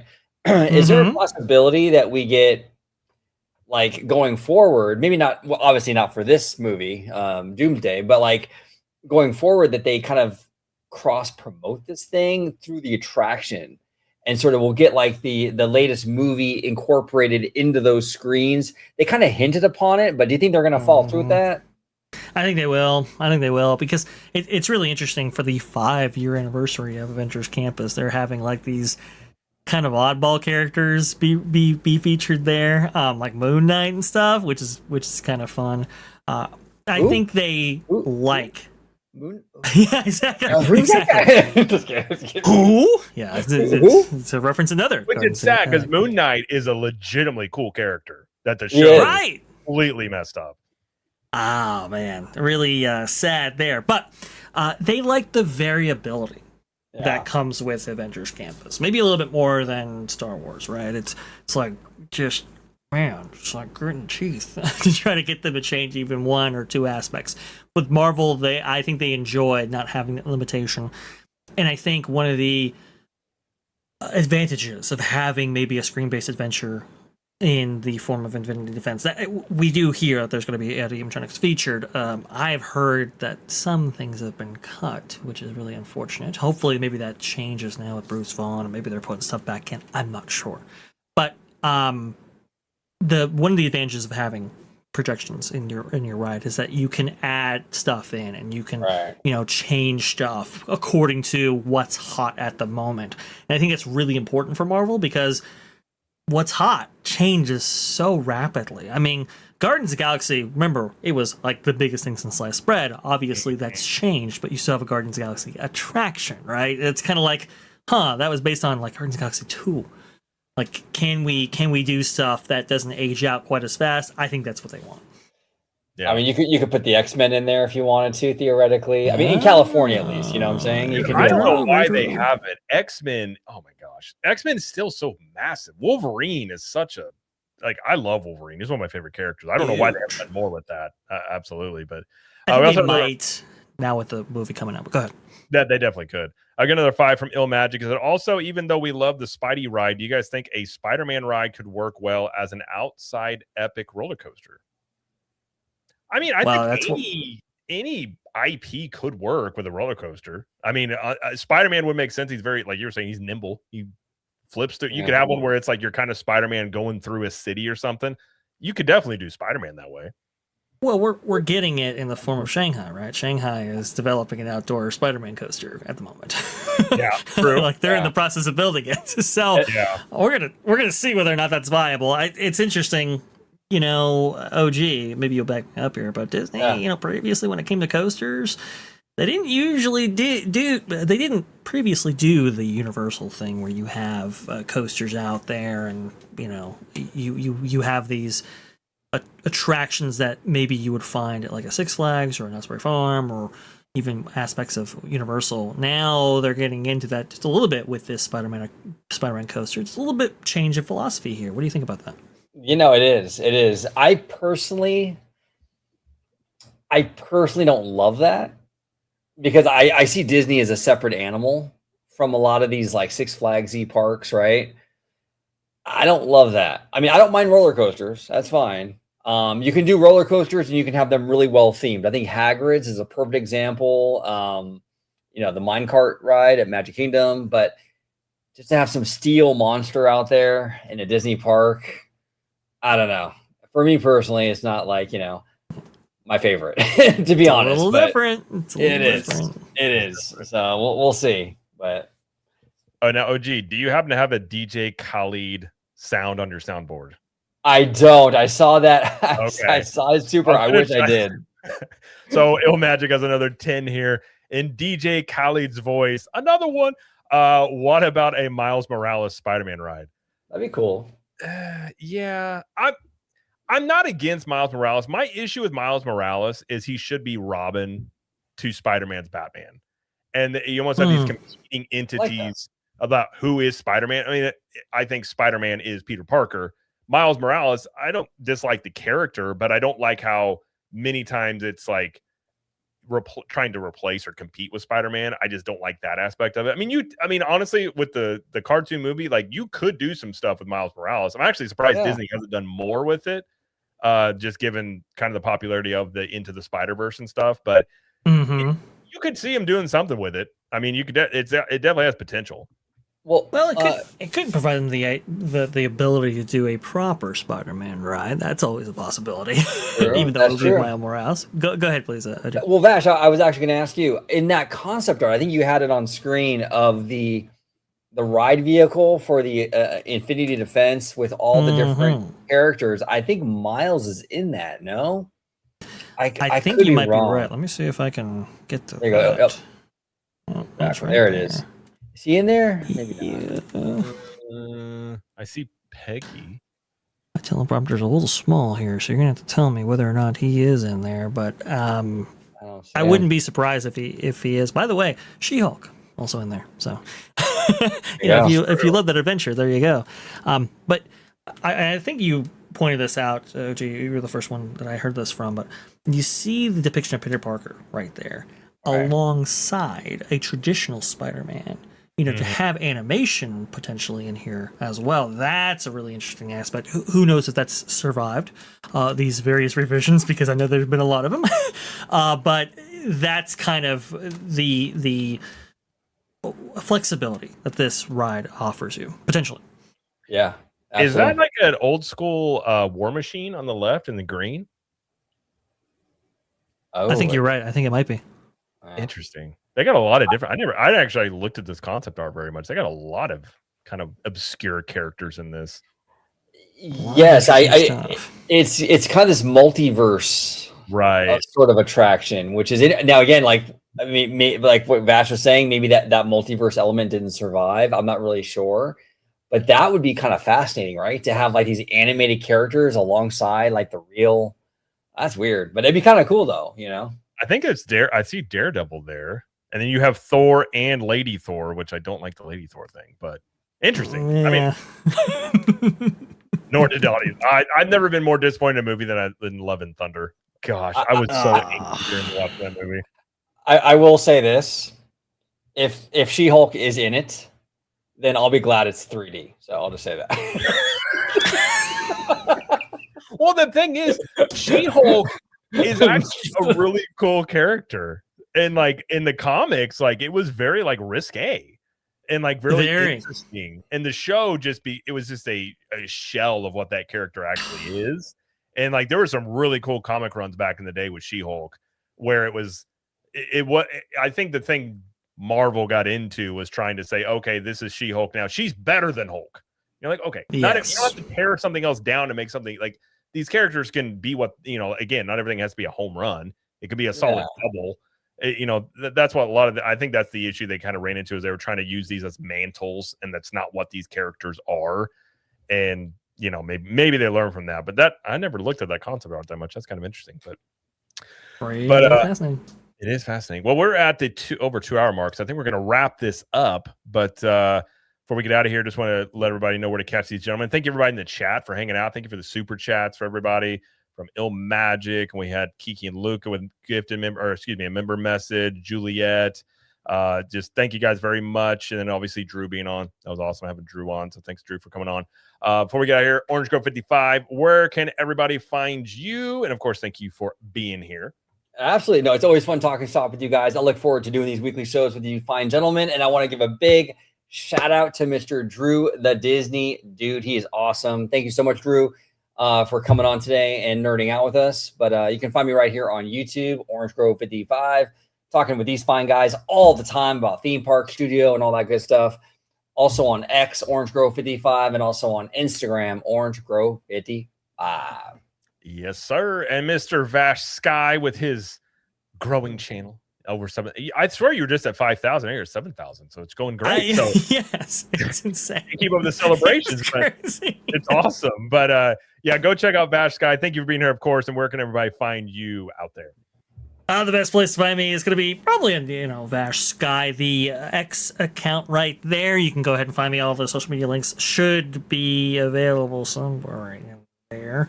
We have a growing roster, though, in order to get the word out about the channel, that being Vash Sky Parkcast. Vash Sky Parkcast is something that I was hesitant to do, but man, the overwhelming support from you guys was just blowing me away. It's just like, oh my goodness gracious! So all the credit to you guys out there, the Skyliners, the Sky Watchers out there, obviously the members there. Tomorrow we're going to have a amazing live stream talking about perhaps what's going on at Tomorrowland. Very interesting stuff happening at both Walt Disney World and Disneyland in this regard, which is very fascinating. Perhaps the combined effort to finally fix Tomorrowland on both coasts might be re-emerging again. What's old is new again, and that's going to be a running theme here, I'm sure. So we'll be talking about that. We have some other amazing stories that's going to be tomorrow at 6:30 p.m. Eastern, and on Saturday for you Sky Watchers out there, you members, we have an amazing show called Vash and Vixen. We actually covered the carousel progress from stem to stern, from start to finish, from Edison Square all the way over to the World's Fair, Disneyland, and Walt Disney World. It's really fascinating stuff right there. So please go ahead and join us if you are a member. That's going to be Saturday at 3 p.m. Eastern. Thank you so much, Jared OG, for having me on. There it is. I love that jingle. Great. No, and then thank you guys for being on it. You can always find me. I'm at Cap the Magic. If you guys aren't on my channel, you can find me, and all your guys' links will be in the description on my end. And go check everybody's channel there. And these are always good discussions. I think maybe next week we might talk about Tomorrowland, because I had a video talking about it, and I've been advocating for Tomorrowland to have an identity for like a decade at this point. Yeah, right. I was just like, it's a land that. My biggest beef is when you're in Magic Kingdom and you walk in there, you have an empty attraction and you have Monsters Inc. Laugh Floor, which I hate. I hate that attraction. It makes no sense where it's at. So I have some thoughts on Tomorrowland, but I think they may actually be doing something, because when you actually put the pieces together, you're like, okay, well, I didn't really think about it much before, but I think there is something there. But maybe we'll hit that next week, and then who knows what else will come up. I'm sure there'll be a bunch of news come up next week as well. Seems like we always have to narrow down the topics because there's so much stuff out there. But that'll be it for the stream tonight. Thank you, everybody, again for hanging out, and we will see everybody next week. Have a great rest of your week, and we will talk to you later. Bye.